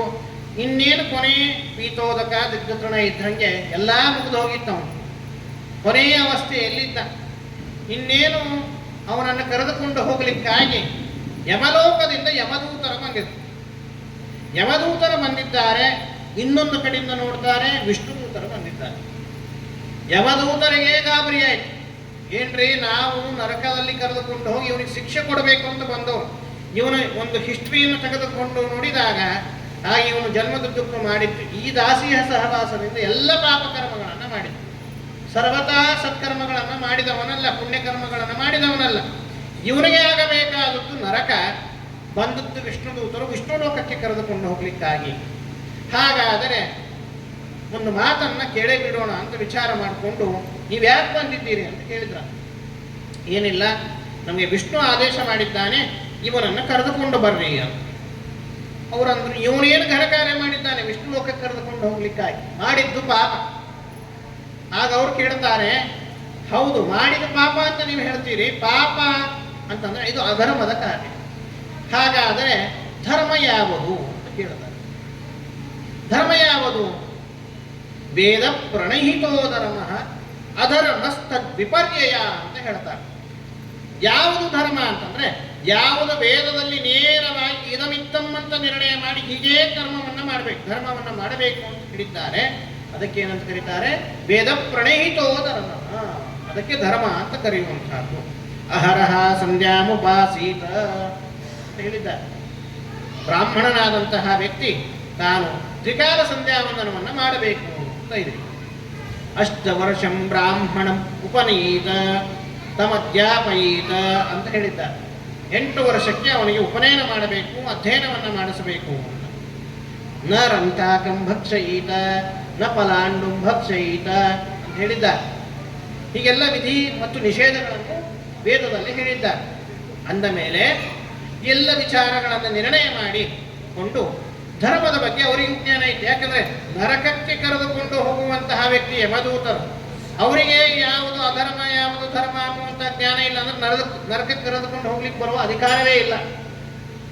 ಹಾಗಾಗಿ ಅವರು ಹೇಳಿದರು, ಹೌದಾ, ಹಾಗಾದ್ರೆ ನಾವು ಹೇಳ್ತೇವೆ ಕೇಳಿ, ನೀವು ಧರ್ಮ ಹೇಳಿದ್ರಲ್ಲ ವೇದ ಪ್ರಣೀತೋ ಧರ್ಮ ಅಂತ ಹೇಳಿ, ಹಾಗಾದ್ರೆ ನಾವು ಹೇಳ್ತೇವೆ ಕೇಳ್ರಿ, ಯಾವುದು ಧರ್ಮ ಅಂತಂದ್ರೆ ನಿಜವಾದಂತಹ ಧರ್ಮ, ಇವನು ಮಾಡಿರುವಂತಹ ಧರ್ಮ ಯಾವುದು ಅಂತಂದ್ರೆ ಪರಮಾತ್ಮನಲ್ಲಿ ವಿಶೇಷವಾದಂತಹ ಭಕ್ತಿಯನ್ನ ಇವನು ಮಾಡತಕ್ಕಂಥವನಾಗಿದ್ದಾನೆ. ಅತ್ಯಂತ ಅನನ್ಯವಾದಂತಹ ಭಕ್ತಿಯನ್ನ ತಾನು ಮಾಡತಕ್ಕಂಥವನಾಗಿದ್ದಾನೆ. ಏನಂತ ಭಕ್ತಿ ಮಾಡಿದ್ದಾನೆ? ಏನು ಭಕ್ತಿ ಮಾಡಿದ್ರೆ ಭಕ್ತಿ ಮಾಡಿದ್ದಾನೆ ಅಂತ ಹೇಳ್ತೀರಿ, ನಿಜ. ಅದಕ್ಕಾಗಿ ಹೇಳ್ತಾರೆ, ಇವನು ಮಾಡಿರುವಂತಹ ಭಕ್ತಿ ಏನು ಅಂತ ಗೊತ್ತಾ?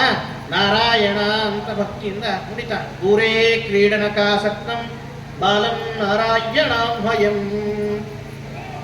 ಅಜಾಮಿಳನ ಚರಿತ್ರೆಯಲ್ಲಿ ಹೇಳ್ತಾರೆ, ಇವನು ಏನು ಮಾಡ್ತಾ ಇದ್ದ ಅಂತಂದ್ರೆ ಕೊನೆಯ ಅವಸ್ಥೆ, ಎಲ್ಲ ಬಾಂಧವರು ಮಕ್ಕಳು ಯಾರ್ಯಾರಿದ್ರು ಎಲ್ಲ ಬಂದು ಕೂತಿದ್ರು. ಕೊನೆಯ ಅವಸ್ಥೆಯಲ್ಲಿದ್ದ ಇವನು ಮುಖದಿಂದ ಬರುವಂತ ಒಂದೇ ಶಬ್ದ ಏನು ಅಂತಂದ್ರೆ ನಾರಾಯಣ ನಾರಾಯಣ ನಾರಾಯಣ ಅಂತ ಬರ್ತಾ ಇತ್ತು.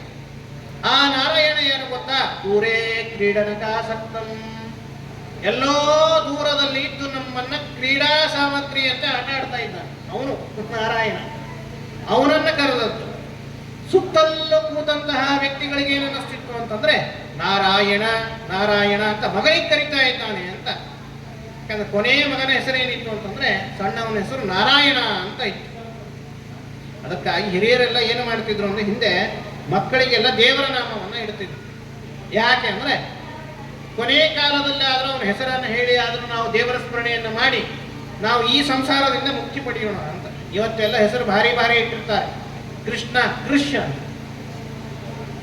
ಕೃಷ್ಣನ ಹೆಸರು ಯಾಕೆ ಅಷ್ಟು ಹೆಸರು ಅವರಿಗೆ ಉಚ್ಚಾರ ಮಾಡಲಿಕ್ಕೆ ಆಗೋದಿಲ್ಲ, ಹೊಸ ಸ್ಟೈಲ್ ಬೇಕು ಅವರಿಗೆ. ಅಂತ ಕೃಷ್ಣ ಹೋಯ್ತು, ಕೃಷ್ ಬಂದಿದೆ ಅಷ್ಟೇ. ನಾಯಿಗಳಿಗೆಲ್ಲ ಹೊರಗಿನ ದೇಶಗಳಲ್ಲಿ ಹೆಸರಿಟ್ಟಿರ್ತಾರೆ, ಚಿಂಟು, ಮೌಂಟಿ, ಬಂಟಿ ಅಂತ ಹೇಳಿ. ಅವೆಲ್ಲ ನಮ್ಮ ಈ ಭಾರತದ ಪಾಶ್ಚಾತ್ಯ ಸಂಸ್ಕೃತಿ ಭಾರತ ದೇಶದಲ್ಲಿ ಬಂದಿದೆ. ಭಾರತ ದೇಶದಲ್ಲಿರುವಂಥ ಎಲ್ಲ ಹೆಸರುಗಳು ಪಾಶ್ಚಾತ್ಯದಲ್ಲಿ ಹೋಗಿವೆ ಇಸ್ಕಾನ್ ಮುಖಾಂತರ. ಇವತ್ತು ಹೊರಗಿನ ದೇಶದಲ್ಲಿ ಇಸ್ಕಾನ್ದವರು ಎಷ್ಟು ಭಕ್ತಿಯನ್ನ ಹುಟ್ಟಿಸ್ತಾ ಇದ್ದಾರೆ. ಭಗವದ್ಗೀತೆಯ ಜ್ಞಾನವನ್ನು ಕೊಟ್ಟು ಅದರ ಬಗ್ಗೆ ಪೂರ್ಣವಾದ ಮಾಹಿತಿಯನ್ನು ಕೊಟ್ಟು ಚೆನ್ನಾಗಿ ಉಪದೇಶವನ್ನು ಕೊಡ್ತಾ ಇದ್ದಾರೆ. ಇವತ್ತು ನಮ್ಮಲ್ಲಿ ಎಲ್ಲ ಪಾಶ್ಚಾತ್ಯ ಸಂಸ್ಕೃತಿ ಹೆಚ್ಚಾಗ್ತಾ ಇದೆ. ಯಾವುದು ಬಳಿ ತೊಡಬೇಕು, ಹಣಿ ತುಂಬ ಕುಂಕುಮ ಹಚ್ಕೋಬೇಕು, ಅದು ಯಾವುದೂ ಇಲ್ಲ. ಹರಕ ಮುರ್ಕಾದಂಥ ಬಟ್ಟಿ ನಮ್ಮ ದೇಶಕ್ಕೆ ಬಂತು, ಒಳ್ಳೆಯ ವಸ್ತ್ರ ಎಲ್ಲ ಹೊರಗಿನ ದೇಶಕ್ಕೆ ಹೋಯ್ತು. ಇದು ಪರಿಸ್ಥಿತಿ ನೀವು ನೋಡ್ತೀರಿ. ಯೂಟ್ಯೂಬು, ಫೇಸ್ಬುಕ್ಕಲ್ಲಿ ನೋಡ್ತೀರಿ, ಟ್ವಿಟರಲ್ಲಿ ನೋಡ್ತೀರಿ, ಇನ್ನು ಅನೇಕ ಮಾಧ್ಯಮಗಳ ಮುಖಾಂತರ ನೀವು ನೋಡ್ತೀರಿ. ಇವತ್ತಿನ ಪರಿಸ್ಥಿತಿ ಹೀಗಿದೆ. ಅದಕ್ಕಾಗಿ ಮುಖ್ಯ ಉದ್ದೇಶ ಏನು ಅಂತಂದರೆ, ನಾವು ಮಕ್ಕಳಿಗೆ ಇಡಬೇಕಾದಂಥ ಹೆಸರು ಹೇಗಿರಬೇಕು ಅಂತಂದರೆ, ಒಂದು ಬಾರಿ ಅವನನ್ನು ಕರೆದ್ರೆ ಸಾಕು ದೇವರ ಸ್ಮರಣೆ ಆಗತ್ತೆ ಅಂತ ಇರಬೇಕು. ಸುಮ್ಮನೆ ನಾಮಕೆ ವಾಸ್ತೆ ಇಡುವುದಲ್ಲ. ಅದಕ್ಕಾಗಿಯೇ ಹಿಂದಕ್ಕೆಲ್ಲ ಹಿರಿಯರು ಏನು ಮಾಡ್ತಿದ್ರು, ದೇವರ ನಾಮಗಳನ್ನು ಇಡ್ತಿದ್ರು. ಹಾಗೆ ಇವನಿಗೆ ನಾಮವನ್ನು ಇಟ್ಟು ಏನಂತ ಹೇಳಿ ನಾರಾಯಣ ಅಂತ ಇಟ್ಟಿದ್ದಾರೆ. ಯಾವಾಗ ಇವನು ಭಕ್ತಿಯಿಂದ ನಾರಾಯಣ ಅಂತ ಕರೆದ್ರು, ಬರೇ ನಾರಾಯಣ ಅಂತ ಕರೆದಿಲ್ಲ, ಭಕ್ತಿಯಿಂದ ಕರೆದದ್ದು. ಭಕ್ತಿಯಿಂದ ಮಾಹಾತ್ಮ್ಯ ಜ್ಞಾನ ಪೂರ್ವಸ್ತು ಸುದೃಢ ಸರ್ವತೋಧಿಕ ಸ್ನೇಹೋ ಭಕ್ತಿ ರೀತಿ ಪ್ರೋಕ್ತ ತಯಾ ಮುಕ್ತಿರ್ನ ಚಾನ್ಯತ. ಶ್ರೀಮದಾಚಾರ್ಯ ಈಗ ಬಂತದ್ದು. ಶ್ರೀಮದಾಚಾರ್ಯ ವಾಕ್ಯ ಅದು ದ್ವಿತೀಯ ಅಧ್ಯಾಯದಲ್ಲಿ ಹೇಳಿದ್ದಾರೆ ತಾತ್ಪರ್ಯದಲ್ಲಿ. ಮಹಾತ್ಮ್ಯ ಜ್ಞಾನ ಇರಬೇಕು. ಭಕ್ತಿ ಅಂದರೆ ಏನು? ಭಕ್ತಿಯ ಒಂದು ಅರ್ಥವನ್ನು ಹೇಳ್ತಾರೆ. ಇವನು ಮಾಡಿದಂತಹ ಭಕ್ತಿ ಎಂತಹದ್ದಿತ್ತು ಅಂದರೆ ಮಾಹಾತ್ಮ್ಯ ಜ್ಞಾನ ಪೂರ್ವಕವಾದ ಭಕ್ತಿ. ದೇವರ ಮಹಿಮಾ ಜ್ಞಾನ ಪೂರ್ಣವಾಗಿ ಆ ನಾರಾಯಣ ಶಬ್ದದಲ್ಲಿ ತಿಳಿದಿದ್ದ. ನಾರಾಯಣ ಎನ್ನುವ ಶಬ್ದದಲ್ಲಿಯೇ ದೇವರ ಜ್ಞಾನವನ್ನು ಚೆನ್ನಾಗಿ ತಿಳಿದಿದ್ದ. ಏನಂತ ತಿಳಿದಿದ್ದ? ಇವನು ಇಡೀ ಜನ್ಮದುದ್ದಕ್ಕೂ ಇದ್ದದ್ದೇನು? ಪಾಪ, ದೋಷ. ದೇವರಲ್ಲಿ ಏನಿದೆ? ದೋಷ ಇಲ್ಲ. ದೋಷರಹಿತವಾದ ಗುಣ ಇದೆ. ಅದನ್ನು ನಾರಾಯಣ ಶಬ್ದದಲ್ಲಿ ಚಿಂತನೆ ಮಾಡಿದ. ಏನಂತ ಚಿಂತನೆ ಮಾಡಿದ ಅಂತಂದ್ರೆ, 4 ಅಕ್ಷರ ಇದೆ ನಾರಾಯಣ ಶಬ್ದ. 4 ಅಕ್ಷರದಲ್ಲಿ ಮೊದಲನೇ ಅಕ್ಷರ ನ, ಎರಡನೇ ಅಕ್ಷರ ರ, ಯ, ನ. 4 ಅಕ್ಷರಗಳು. 4 ಅಕ್ಷರದಲ್ಲಿ ಎಂತಹ ಶಕ್ತಿ ಇದೆ ಅಂತಂದ್ರೆ, ಮೊದಲನೆಯದಾಗಿ ನಾವು ತಿಳಿದಾಗ ಅಯನ ಅಂತ ಇದೆ. ನಾರಾಯಣ ಅಯನ ಅಂತಿದೆ ಕೊನೆಗೆ, ಅಯನ ಅಂತ. ಅಯನ ಶಬ್ದಕ್ಕೆ ಅರ್ಥ ಏನು ಅಂದ್ರೆ ಆಶ್ರಯ ಅಂತ ಅರ್ಥ ಇದೆ. ಅಯನಂ ಆಶ್ರಯ ಅಂತಿದೆ. ಟೀಕಾಕೃತ್ಪಾದರು ಶ್ರೀಮನ್ಯಾಯ ಸುಧಾ ಗ್ರಂಥದಲ್ಲಿ ಹೇಳಿದ್ದಾರೆ, ನಾರಾಯಣಂ ನಿಖಿಲ ಪೂರ್ಣ ಗುಣೈಕ ದೇಹಂ ಅನ್ನುವ ಮೊದಲನೇ ವಾಕ್ಯ ಏನಿದೆ, ಮೂಲ ಶ್ಲೋಕ, ಅನುವ್ಯಾಖ್ಯಾನದ ಈ ಶ್ಲೋಕವನ್ನು ವ್ಯಾಖ್ಯಾನ ಮಾಡುವಾಗ 6 ರೀತಿಯಾದ ಅರ್ಥವನ್ನು ಟೀಕಾಕೃತ್ಪಾದರು ಉಲ್ಲೇಖನ ಮಾಡ್ತಾರೆ. ಅಲ್ಲಿ ಹೇಳ್ತಾರೆ ಏನು ಅಂದ್ರೆ, ಅಯನ ಅಂದ್ರೆ ಆಶ್ರಯ. ಅಯನ ಶಬ್ದಕ್ಕೆ ಏನರ್ಥ? ಆಶ್ರಯ ಅಂತ ಅರ್ಥ ಇದೆ. ಮತ್ತೆ ಏನು ಆಶ್ರಯ? ಎದಕ್ಕೆ ಆಶ್ರಯ? ಅರಾಹ ಅಂತಿದೆ, ನಾರ ಅಂತಿದೆ ಅಲ್ಲ. ನ ಶಬ್ದ ಹಾಗೆ ಇಟ್ರೆ ಆ ನ ಶಬ್ದವನ್ನು ತೆಗೆದು ನ ಶಬ್ದದಿಲ್ಲ ತಗೊಂಡ್ರೇನಾಗತ್ತೆ? ಅರ ಅಂತ. ಅರ ಶಬ್ದಕ್ಕೆ ಅರ್ಥ ಏನು ಅಂದ್ರೆ ದೋಷ ಅಂತ ಅರ್ಥ ಇದೆ ಶಾಸ್ತ್ರದಲ್ಲಿ. ಸಂಸ್ಕೃತದಲ್ಲಿ ದೋಷಕ್ಕೇನು ಕರೀತಾರೆ? ಅರ ಅಂತ ಕರೀತಾರೆ. ದೋಷಗಳಿಗೆ ಅಯನ ಆಶ್ರಯ. ದೋಷಗಳಿಗೆ ದೇವರ ಆಶ್ರಯ ಏನು? ದೇವರಲ್ಲಿ ದೋಷ ಇದೇನು? ಇಲ್ಲ. ದೇವರು ನಿರ್ದೋಷ. ದೇವರು ಹೇಗಿದ್ದಾನೆ? ದೋಷರಹಿತನಾಗಿದ್ದಾನೆ. ಸತ್ವಾದಿ ಗುಣಗಳ ಸಂಬಂಧ ಪರಮಾತ್ಮನಿಗೆ ಇಲ್ಲ. ಯಾಕೆ? ಅಪ್ರಾಕೃತ ದೇವರು.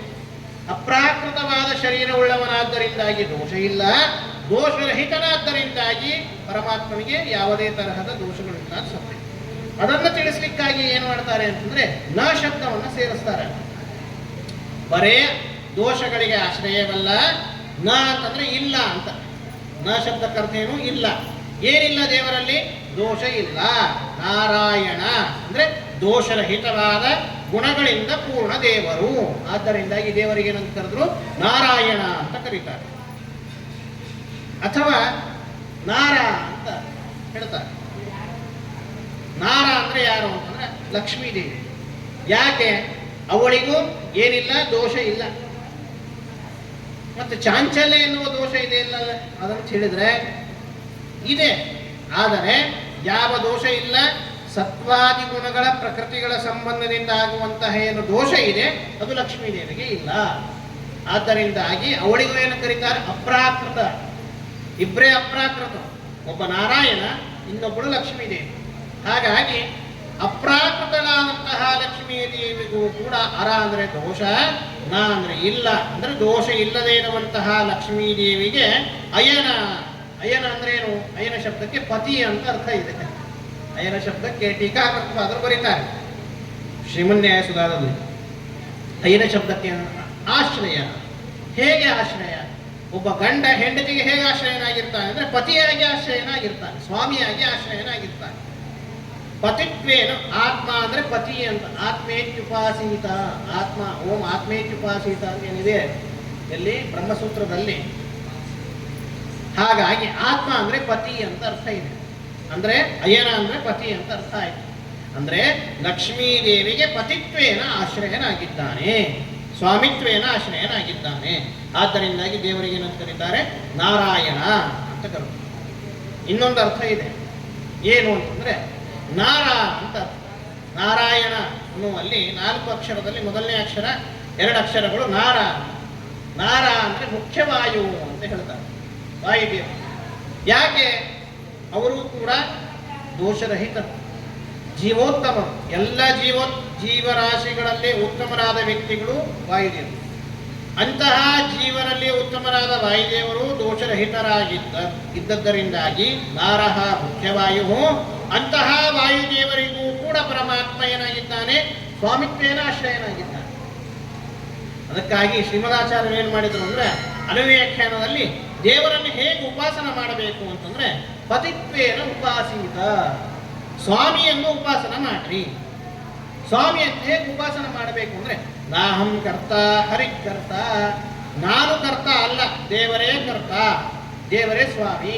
ಮಮ ಸ್ವಾಮಿ ಹರಿರ್ನಿತ್ಯಂ ಸರ್ವಸ್ಯ ಪತಿರೇವ. ಚತುರ್ಥ ಅಧ್ಯಾಯದಲ್ಲಿ ಶ್ರೀಮದಾಚಾರ್ಯ ಹೇಳ್ತಾರೆ ಇದನ್ನು ಅನುವ್ಯಾಖ್ಯಾನದಲ್ಲಿ. ಇದಕ್ಕೆ ಟೀಕಾಕೃತ ಅದು ಮತ್ತೆ ಅನುವ್ಯಾಖ್ಯಾನವನ್ನು ಮಾಡ್ತಾರೆ.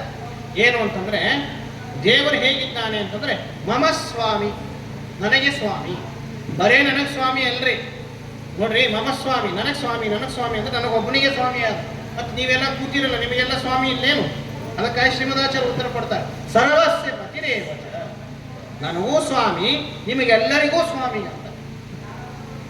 ಯಾರ್ಯಾರು ಸ್ವಾಮಿ ಅಂತ ಪ್ರಸಿದ್ಧರಾಗಿದ್ದಾರೆ ಜಗತ್ತಿನಲ್ಲಿ, ಅಂತಹ ಸ್ವಾಮಿಗಳಿಗೂ ಸ್ವಾಮಿ ಪರಮಾತ್ಮ. ಅಂದ್ರೆ ಲಕ್ಷ್ಮೀದೇವಿಯಿಂದ ಆರಂಭ ಮಾಡಿಕೊಂಡು ತೃಣಜೀವ ಪರ್ಯಂತವಾಗಿ ಇಡೀ ಅಖಂಡ ಏನು ಅನಂತ ಕೋಟಿ ಬ್ರಹ್ಮಾಂಡ ಇದೆ, ಅದಕ್ಕೆ ಸ್ವಾಮಿತ್ವೇನ ಪರಮಾತ್ಮ ಆಶ್ರಯನಾಗಿದ್ದಾನೆ. ಆದ್ದರಿಂದಾಗಿ ದೇವರಿಗೆ ನಾರಾಯಣ ಅಂತ ಅಂದ್ರೆ ಮುಖ್ಯವಾಗಿ ವಾಯುದೇವರನ್ನು ತಿಳಿಸ್ತಾ ಇದ್ದಾರೆ. ಅಂತಹ ವಾಯುದೇವರಿಗೆ ಸ್ವಾಮಿತ್ವೇನ ಆಶ್ರಯನಾದ್ದರಿಂದಾಗಿ ನಾರಾಯಣ. ಇನ್ನೊಂದು ಅರ್ಥವನ್ನು ಹೇಳ್ತೇನೆ. ನಾರಾಯಣ ಅಂದ್ರೆ ಏನು ಅಂತಂದ್ರೆ ಅಯನ ಅಂದ್ರೆ ಆಶ್ರಯ ಅಂತ ಅರ್ಥ ಇದೆ. ಓಕೆ. ನಾರ ಅಂದ್ರೆ ದೋಷ ಇಲ್ಲ ಅಂತ ಅರ್ಥ ಇದೆ. ಯಾವುದರಲ್ಲಿ ದೋಷ ಇಲ್ಲ? ದೇವರನ್ನು ತಿಳಿಬೇಕಾದ್ರೆ ಯಾವುದರಲ್ಲಿ ದೋಷ ಇಲ್ಲ ಅಂದ್ರೆ ವೇದದಲ್ಲಿ ದೋಷ ಇಲ್ಲ. ಯಾಕೆ ವೇದ? ವೇದ ಅಂದ್ರೆ ಅಪೌರುಷೇಯ. ವೇದ ಏನಾಗಿದೆ? ಇದು ವೇದ ಅಪೌರುಷೇಯ, ಪುರುಷ ನಿರ್ಮಿತವಾದದ್ದಲ್ಲ. ಯಾವುದು ಪುರುಷ ನಿರ್ಮಿತವಾಗಿರ್ತದೆ ಅಲ್ಲೆಲ್ಲ ವಾಕ್ಯಗಳ ಅಕ್ಷರಗಳ ದೋಷ ಇರುತ್ತೆ. ವೇದ ಇದು ಪುರುಷ ನಿರ್ಮಿತವೇ ಆಗಿಲ್ಲ, ಅಪೌರುಷೇಯವಾಗಿದೆ. ಆದ್ದರಿಂದಾಗಿ ಅಪೌರುಷೇಯವಾದ ಪುರುಷ ನಿರ್ಮಿತವಾಗದೇ ಇರುವಂತಹ ನಿರ್ದೋಷವಾದ ವೇದಗಳಿಂದ ತಾನು ಪ್ರತಿಪಾದ್ಯತೆ ಆಶ್ರಯನಾಗಿದ್ದಾನೆ ದೇವರು.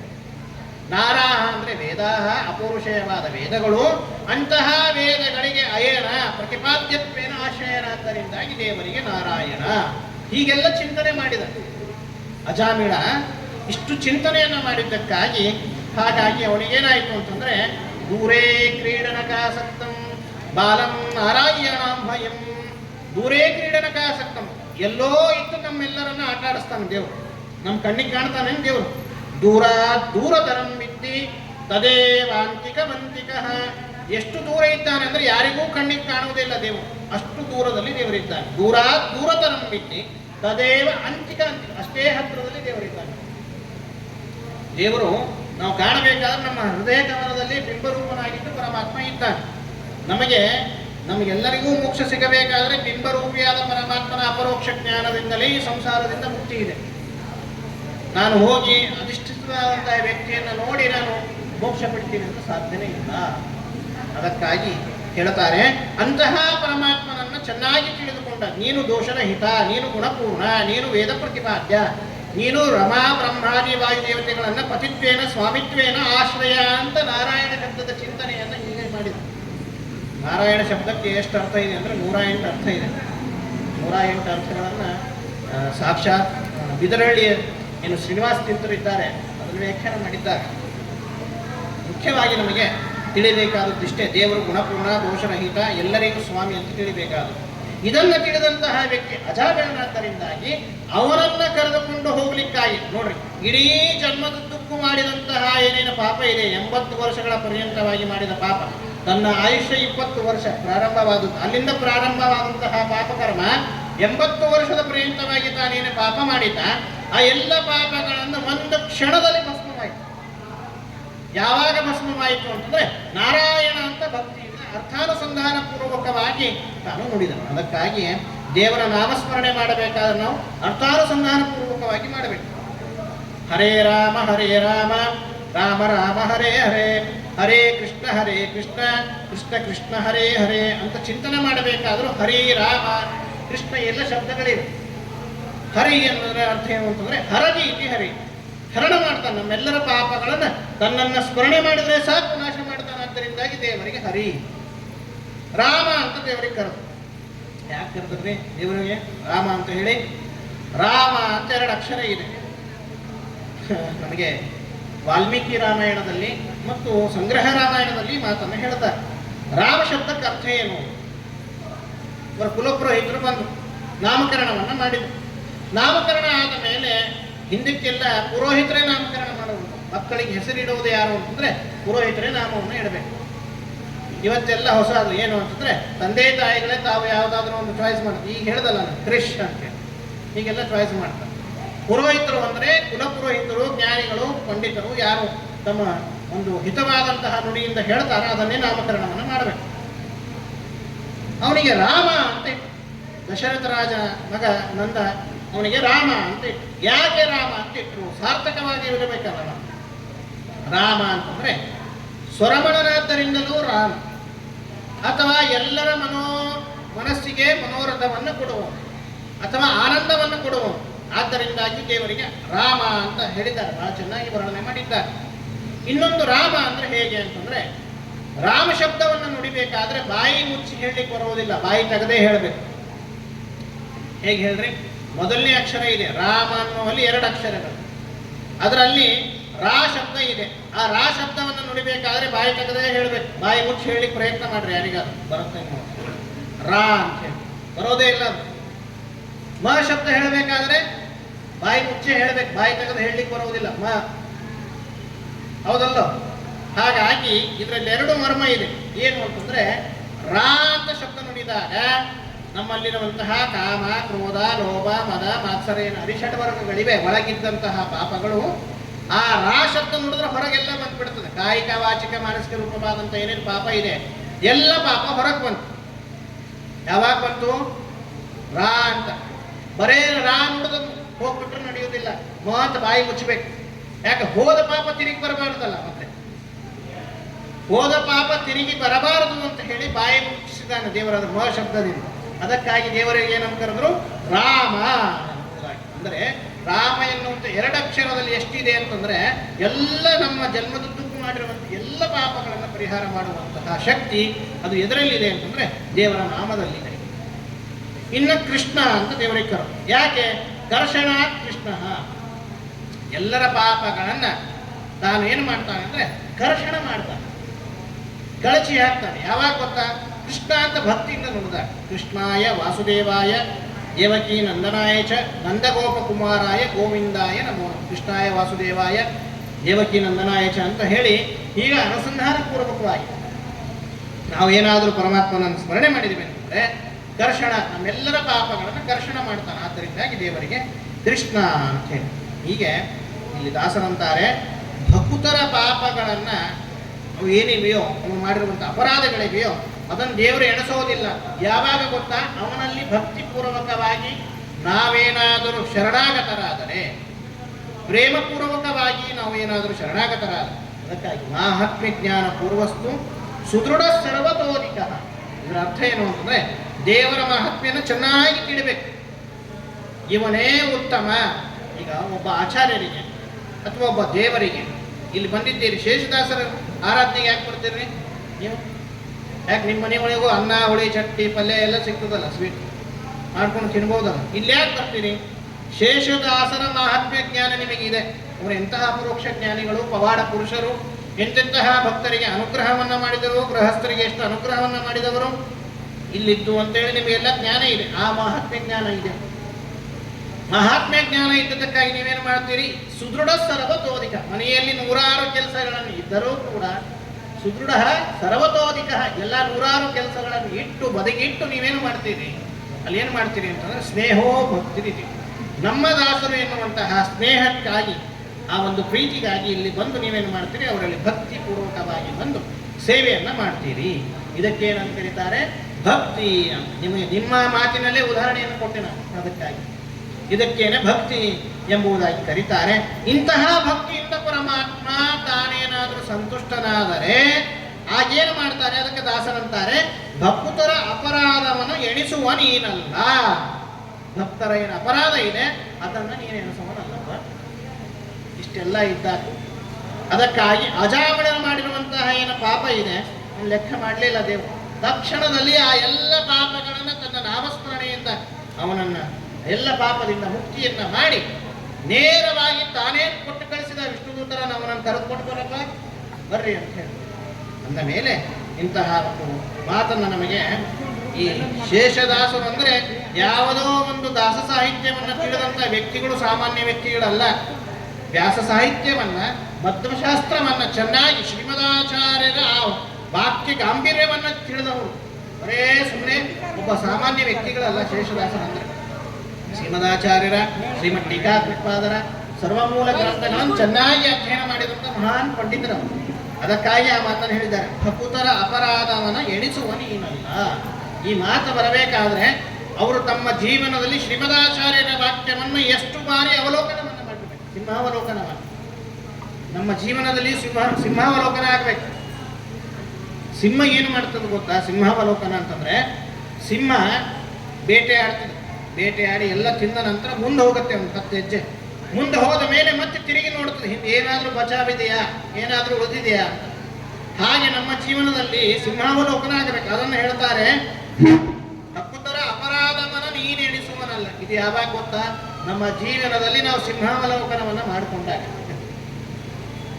ಇಷ್ಟು ಪಾಪವನ್ನು ಹಿಂದಿನ ಈಗೆಲ್ಲ ಮಾಡಿದ್ದೇವೆ, ಎಷ್ಟು ದಿವಸ 20 30 ನಮ್ದು ಎಷ್ಟೆಷ್ಟು ಆಯುಷ್ಯ ಕ್ಷೀಣವಾಗಿದೆ, ಅಷ್ಟು 60 ವರ್ಷದ ಪರ್ಯಂತ ಇನ್ನಾದರೂ ಚೆನ್ನಾಗಿ ಸಾಧನೆಯನ್ನು ಮಾಡಿಕೊಳ್ಳೋಣ ಎನ್ನುವಂತಹ ನಿಟ್ಟಿನಲ್ಲಿ ನಮಗೆ ಈ ಒಂದು ಸಂದೇಶವನ್ನು ಮಹಾಜ್ಞಾನಿಗಳಾದಂತಹ ಶೇಷದಾಸರು ಹೇಳ್ತಾರೆ.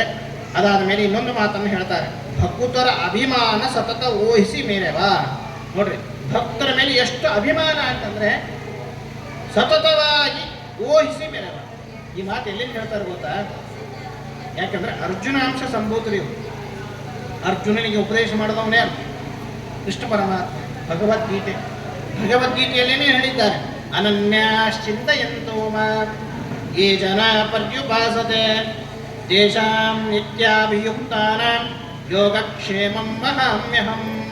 ಆ ಭಗವದ್ಗೀತೆಯಲ್ಲಿ ಹೇಳಿದ ಮಾತನ್ನೇ ಇಲ್ಲಿ ಶೇಷದಾಸರ ಮೆಲುಕು ಹಾಕ್ತಾರೆ. ಭಕ್ತರ ಅಭಿಮಾನವ ಸತತ ಊಹಿಸಿ ಮೇರೆವ.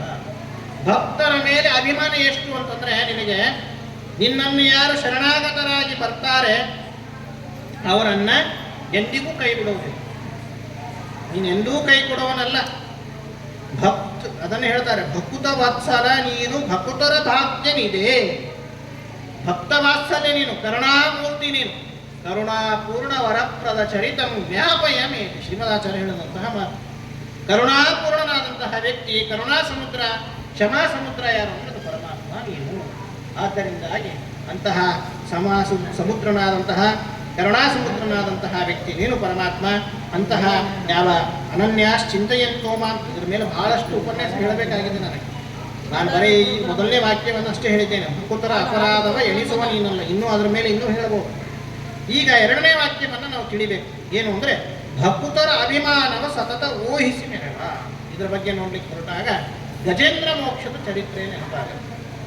ಅಷ್ಟೇ ಅಲ್ಲ, ಪ್ರಹ್ಲಾದರಾಜರ ಚರಿತ್ರೆ ನೆನಪಾಗುತ್ತೆ. ಅಷ್ಟೇ ಬಿಡ್ರಿ, ಯಾಕೆ ಮತ್ತೆ ಇನ್ನೂ ಹಿಂದೆ ಹೋದಾಗ ಮತ್ತೆ ಚತುರ್ಥ ಸ್ಕಂದದಲ್ಲಿ ಧ್ರುವರಾಜನ ಚರಿತ್ರೆ ನೆನಪಾಗುತ್ತೆ. ಇಡೀ ಭಾಗವತೇ ನೆನಪಾಗುತ್ತೆ. ಅಷ್ಟು ಈ ಮಾತಿನಲ್ಲಿ ನಮಗೆ ಶೇಷದಾಸರು ಸಮಗ್ರವಾದ ದ್ವಾದಶ ಸ್ಕಂದಾತ್ಮಕವಾದ ಭಾಗವತದ ಮರ್ಮವನ್ನು ಈ ಒಂದು ವಾಕ್ಯದಲ್ಲಿ ಹಾಕಿದ್ದಾರೆ. ಭಗವದ್ಗೀತೆಯ ಏನು ಅನನ್ಯಾಶ್ಚಿಂತೆಯಂತೋ, ಅಲ್ಲಿ ಏನು ಹೇಳಿದ್ದಾರೆ? ಯೋಗಕ್ಷೇಮಂ ವಹಾಮ್ಯಹಂ. ಯೋಗ ಕ್ಷೇಮ ಅಂತೆರಡು ವಾಕ್ಯಗಳನ್ನು ನುಡಿದಿದ್ದಾರೆ. ಆ ಯೋಗ ಅಂದ್ರೆ ಏನು ಅಂತಂದ್ರೆ ಯೋಗ ಅಭಿಮಾನ ಸತತ ಓಹಿಸಿ ಮೆರೆವ. ಯೋಗ ಶಬ್ದಕ್ಕೆ ನಮಗೆ ರಾಘವೇಂದ್ರ ಸ್ವಾಮಿಗಳವರು ಗೀತಾಭಿವೃತ್ತಿಯಲ್ಲಿ ಅಂದರೆ ಶ್ರೀಮದಾಚಾರ್ಯರನ್ನು ಗೀತಾ ಭಾಷ್ಯ ಗೀತಾ ತಾತ್ಪರ್ಯದಲ್ಲಿ ಹೇಳಿದ್ದಾರೆ. ಅದನ್ನು ಹೇಳ್ತಾರೆ. ಏನು ಅಂತಂದ್ರೆ ಯೋಗ ಶಬ್ದಕ್ಕೆ ಅರ್ಥ ಏನು? ನೀವೇನು ಪ್ರತಿನಿತ್ಯ ರಾಮದೇವ್ ಬಾಬಾನ ಯೋಗ ಮಾಡ್ತೀರಿ, ಆ ಯೋಗವಲ್ಲ. ಯೋಗ ಶಬ್ದಕ್ಕೆ ಅರ್ಥ ಏನು ಅಂತಂದ್ರೆ ಅಪ್ರಾಪ್ತಸ್ಯ ಪ್ರಾಪ್ತಿ ಯೋಗ. ಅದು ಯೋಗವೇ ಸರಿ. ಯಾಕೆ ಅಂತಂದ್ರೆ ನಮಗೆ ಯಾವುದು ಆರೋಗ್ಯ ಚೆನ್ನಾಗಿ ಪ್ರಾಪ್ತವಾಗಿಲ್ಲ, ಅದನ್ನ ಅವನು ಹೇಳಿದಂತಹ ಮಾರ್ಗದಲ್ಲಿ ಯೋಗವನ್ನ ಉಪಾಸನೆ ಮಾಡಿದಾಗ ಒಳ್ಳೆಯ ಆರೋಗ್ಯ ಬರ್ತದೆ. ಅನಾರೋಗ್ಯದಿಂದ ಆರೋಗ್ಯವನ್ನು ಕಂಡುಕೊಳ್ತೇವೆ. ಆದ್ದರಿಂದ ಅದು ಯೋಗ. ಇಲ್ಲಿ ಯೋಗ ಯಾವುದು ಅಂತಂದ್ರೆ ಇದಕ್ಕೆ ಅರ್ಥ ಶ್ರೀಮದಾಚಾರ್ಯ ಹೇಳ್ತಾರೆ, ಅಪ್ರಾಪ್ತಸ್ಯ ಪ್ರಾಪ್ತಿ ಯೋಗ, ಪ್ರಾಪ್ತಸ್ಯ ಪರಿರಕ್ಷಣಂ ಕ್ಷೇಮ. ಗೀತಾಭಿವೃದ್ಧಿಯಲ್ಲಿ ಹೇಳ್ತಾರೆ, ಯಾವುದು ನಮಗೆ ಪ್ರಾಪ್ತವಾಗಿಲ್ಲ ಅದಕ್ಕೆ ಯೋಗ. ನಾವು ಅಂತೀವಲ್ರಿ, ಯಾವುದೇ ದೇವಸ್ಥಾನಕ್ಕೆ ಹೋದಾಗ ಏನ್ರಿ ಯೋಗಾಯೋಗ ಭೇಟಿ ಆಯ್ತಲ್ಲ ಅನಾಯಾಸವಾಗಿ. ಎಷ್ಟು ದಿವಸ ಆದ್ಮೇಲೆ ಭೇಟಿ ಆದ್ರಿ? ಸಿಗದೇ ಇದ್ದಂತ ವ್ಯಕ್ತಿ ಬಹಳ ದಿವಸ ಆದ್ಮೇಲೆ ಸಿಕ್ಕರೆ ಏನಂತೀವಿ? ಯೋಗಾಯೋಗ ಭೇಟಿ ಆಯಿತು, ಅದಕ್ಕೆ ಯೋಗ ಅಂತ. ಅಪ್ರಾಪ್ತಸ್ಯ ಪ್ರಾಪ್ತಿ, ಯಾವುದು ಪ್ರಾಪ್ತವಾಗಿಲ್ಲ ನಮಗೆ ಅಂತಂದ್ರೆ ದೇವರ ಭಕ್ತಿ ಪ್ರಾಪ್ತವಾಗಿ, ಅಥವಾ ಮುಕ್ತಿ ನಮಗೆ ಪ್ರಾಪ್ತವಾಗಬೇಕಾಗಿದೆ, ಇನ್ನೂ ಪ್ರಾಪ್ತವಾಗಿಲ್ಲ, ಅದನ್ನು ಕೊಡುವನು ಯಾರು? ಪರಮಾತ್ಮ. ಅಪ್ರಾಪ್ತಸ್ಯ ಪ್ರಾಪ್ತಿ ಯೋಗ. ಇನ್ನು ಬಂದಿದೆ, ಬಂದದ್ದನ್ನು ಉಳಿಸಬೇಕು ಅಂತ ಆದರೆ ಅದಕ್ಕೆ ದೇವರೇನು ಮಾಡ್ತಾನೆ ಅಂದ್ರೆ ಕ್ಷೇಮ. ಎಲ್ಲ ದೇವರು ಕೊಟ್ಟಿದ್ದಾನೆ, ಬಂದಿದೆ ಸರಿಯಾಗಿ, ನಮಗೆ ಆಸ್ತಿ ಸಂಪತ್ತು ಎಲ್ಲ ಇದೆ. ಬಂದ ಆಸ್ತಿ ಸಂಪತ್ತು ಎಲ್ಲ ಉಳಿಬೇಕಾದ್ರೆ ಅದಕ್ಕೂ ದೇವರ ಅನುಗ್ರಹ ಬೇಕು. ಸರಕ್ಷಿತ ರಕ್ಷತಿ ಯೋಹಿ ಗರ್ಭೆ. ಯಾವ ವ್ಯಕ್ತಿ ತಾಯಿಯ ಗರ್ಭದಲ್ಲಿ ಇದ್ದಾಗ ರಕ್ಷಣೆ ಮಾಡಿರ್ತಾನೆ ಅವರೇ ಆ ವ್ಯಕ್ತಿ ಹೊರಗೆ ಬಂದ ಮೇಲೂ ರಕ್ಷಣೆ ಮಾಡ್ತಾನೆ. ಅಂದಮೇಲೆ ಇದರ ಜವಾಬ್ದಾರಿ ಯಾರ್ದು ಅಂತಂದ್ರೆ ಪರಮಾತ್ಮ. ಅದಕ್ಕಾಗಿ ಕ್ಷೇಮ ಅಂತ ದೇವರು ಏನು ಮಾಡಿದ್ದಾನೆ ಅಂದ್ರೆ ಸೃಷ್ಟಿ ಮಾಡಬೇಕಾದ್ರೆ ಬ್ರಹ್ಮದೇವರಿಗೆ ಕೊಟ್ಟ, ಲಯ ಮಾಡಬೇಕಾದ್ರೆ ರುದ್ರದೇವರಿಗೆ ಕೊಟ್ಟ. ಅದೇ ಸ್ಥಿತಿ ಮಾಡಬೇಕಾದ್ರೆ, ಪಾಲನ ಮಾಡಬೇಕಾದ್ರೆ, ಕ್ಷೇಮ ಮಾಡಬೇಕಾದ್ರೆ ಸ್ವತಃ ತಾನೇ ವಹಿಸಿದ ಅಂತ ಹೇಳ್ತಾರೆ. ಆದ್ದರಿಂದಾಗಿ ಕ್ಷೇಮ ಶಬ್ದಕ್ಕೆ ಅರ್ಥ ಏನು ಅಂತಂದ್ರೆ ಪ್ರಾಪ್ತಸ್ಯ ಪರಿರಕ್ಷಣ ಕ್ಷೇಮ. ಯಾವುದು ನಮಗೆ ಬಂದಿದೆ ಅದನ್ನು ಕೊನೆಯವರೆಗೂ ಉಳಿಯುವಂತೆ ಮಾಡುವಂತಹ ಜವಾಬ್ದಾರಿ ಪರಮಾತ್ಮನ ಜವಾಬ್ದಾರಿ. ಆದ್ದರಿಂದಾಗಿ ಕ್ಷೇಮ ಎಂಬುದಾಗಿ ಹೀಗೆ ತಿಳಿಸ್ತಾರೆ. ಅದನ್ನೇ ನಮಗೆ ಇಲ್ಲಿ ದಾಸರು ಹೇಳ್ತಾರೆ, ಭಕ್ತರ ಅಭಿಮಾನವ ಸತತ ಊಹಿಸಿ ಮೆರವ. ಊಹಿಸಿ ಮೆರವ ಅಂದ್ರೆ ತನ್ನ ಹೆಗಲ ಮೇಲೆ ಹೊತ್ತಿದ್ದಾನೆ ದೇವರು. ಭಕ್ತರು ಮಾಡಿರುವಂತಹ ಆ ಭಕ್ತರ ಮೇಲಿರುವಂತಹ ಅಭಿಮಾನ ಏನಿದೆ ನೋಡಿ, ಯಾಕೆ ಇವನು ನನ್ನ ಭಕ್ತ. ಏಷ ವೃಣುತೆ ತೇನ ಲಭ್ಯ. ಇದರ ಅರ್ಥವನ್ನೇ ದಾಸರು ಹೇಳಿದ್ದಾರೆ, ವೇದಾರ್ಥವನ್ನೇ ಹೇಳ್ತಾರೆ. ಯಮೇ ಏಷ ವೃಣುತೆ ತೇನ ಲಭ್ಯ. ದೇವರು ಯಾರನ್ನ ಅನುಗ್ರಹ ಮಾಡಬೇಕು ಅಂತ ಅಪೇಕ್ಷೆ ಪಡ್ತಾನೆ ಅವನಿಂದಲೇ ಲಭ್ಯನಾಗ್ತಾನೆ, ಪ್ರಾಪ್ತನಾಗ್ತಾನೆ. ಯಮೇ ಏಷ ವೃಣುತೆ ತೇನ ಲಭ್ಯ ಅಂತ ಹೇಳಿದ್ದಾರೆ. ಆದ್ದರಿಂದ ಇನ್ನೂ ಸಾಕಷ್ಟು ವಿಷಯ ಇದೆ. ಆ ವಿಷಯವನ್ನು ಪುನಃ ಮತ್ತೆ ಇನ್ನು ಸಮಯ ಇದ್ದರೆ ಹೇಳ್ತೇನೆ. ಸಂಗೀತ ಶುರು ಆಗಬೇಕಾಗಿದೆ. ಆದ್ದರಿಂದಾಗಿ ಪುನಃ ಮತ್ತೆ ಇನ್ನೂ ನಾಳೆ ಪ್ರವಚನದ ಕಾರ್ಯಕ್ರಮ ಇದೆ. ಆ ಕಾರ್ಯಕ್ರಮದಲ್ಲಿ ಮುಂದಿನ ನುಡಿಗಳನ್ನು, ಇನ್ನೂ ಸಾಕಷ್ಟು ವಿಷಯ ಇದೆ. ಭಕ್ತ ವತ್ಸಲ ನೀನು, ಭಕುತರ ಭಾಗ್ಯನಿದೆ, ಭಕುತರ ಸುಖ ನೀನೆ, ಭಜಕರ ಕುಲಗುರು ಅಂತ ಹೇಳಿದ್ದಾರೆ. ಯಾರು ನಿನ್ನನ್ನು ಭಜನೆ ಮಾಡ್ತಾರೆ ಅವರಿಗೆ ಕುಲಗುರು. ಯಾರು ಅಂದರೆ ಶ್ರೀಮದಾಚಾರ್ಯ. ಗುರುರು ಗುರುಣಾಂ ಪ್ರಭವ ಶಾಸ್ತ್ರಾಣಾಂ ಬಾದರಾಯಣ ತಮೇವ ಶಾಸ್ತ್ರ ಪ್ರಭವಂ ಪ್ರಣಮ್ಯ ಅಂತ ನಮಗೆ ಅನುವ್ಯಾಖ್ಯಾನದಲ್ಲಿ ಶ್ರೀಮದಾಚಾರ್ಯರು ಹೇಳ್ತಾರೆ, ಯಾರು ಗುರು ಕುಲಗುರು ಅಂದರೆ ಜಗದ್ವಲಯನಾದಂತಹ ಭಗವಂತನೇ ಸಾಕ್ಷಾತ್ ಕೃಷ್ಣಂ ಒಂದೇ ಜಗದ್ಗುರು ಅಂತ ಹೇಳಬೇಕಿಲ್ಲ.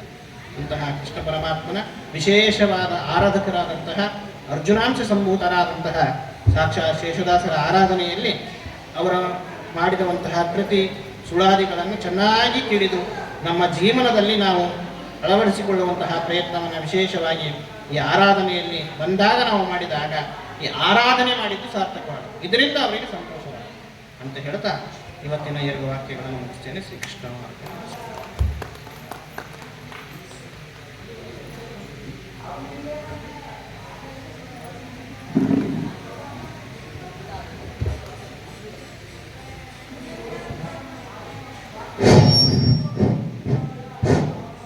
ಇದುವರೆಗೆ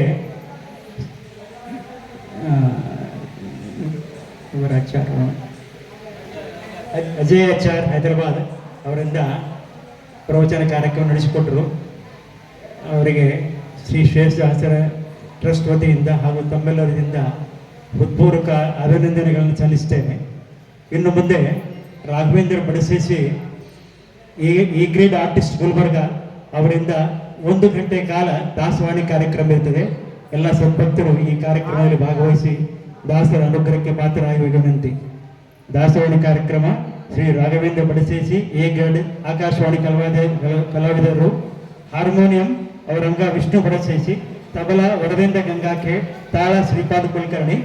ಇವೆಲ್ಲ ಇವರೆಲ್ಲ ಸೇರಿ ದಾಸವಾಣಿ ಕಾರ್ಯಕ್ರಮ ನಡೆಸಿಕೊಡ್ತಾರೆ. ಎಲ್ಲರೂ ಇಲ್ಲೇ ವೇದಿಕೆಯಲ್ಲಿ ಆಸೀನರಾಗುವ ವಿನಂತಿ. ವರದೇಂದ್ರ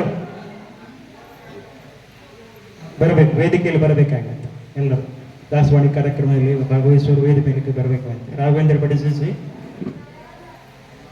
ಎ ಗ್ರೇಡ್ ಆಕಾಶವಾಣಿ ಕಲಾವಿದರು,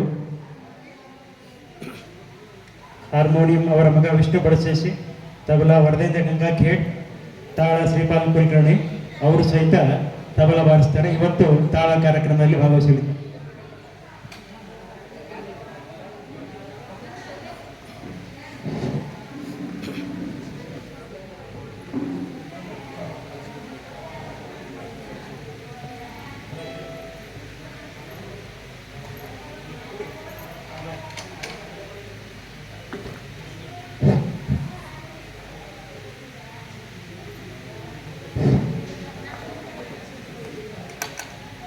ಈ ದಾಸವಾಣಿ ಕಾರ್ಯಕ್ರಮಕ್ಕೆ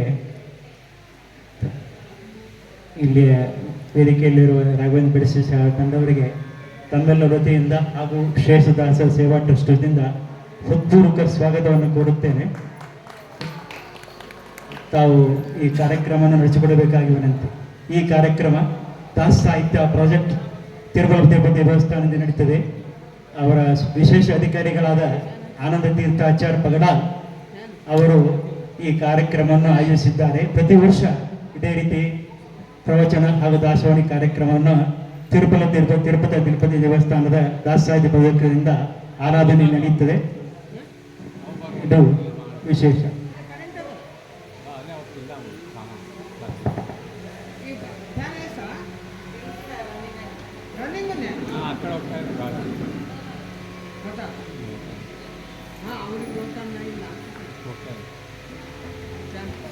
ನಾನು ಬರ್ತಾ ಇಲ್ಲ ಬಾ ಮುದ್ದು ಕೂಸು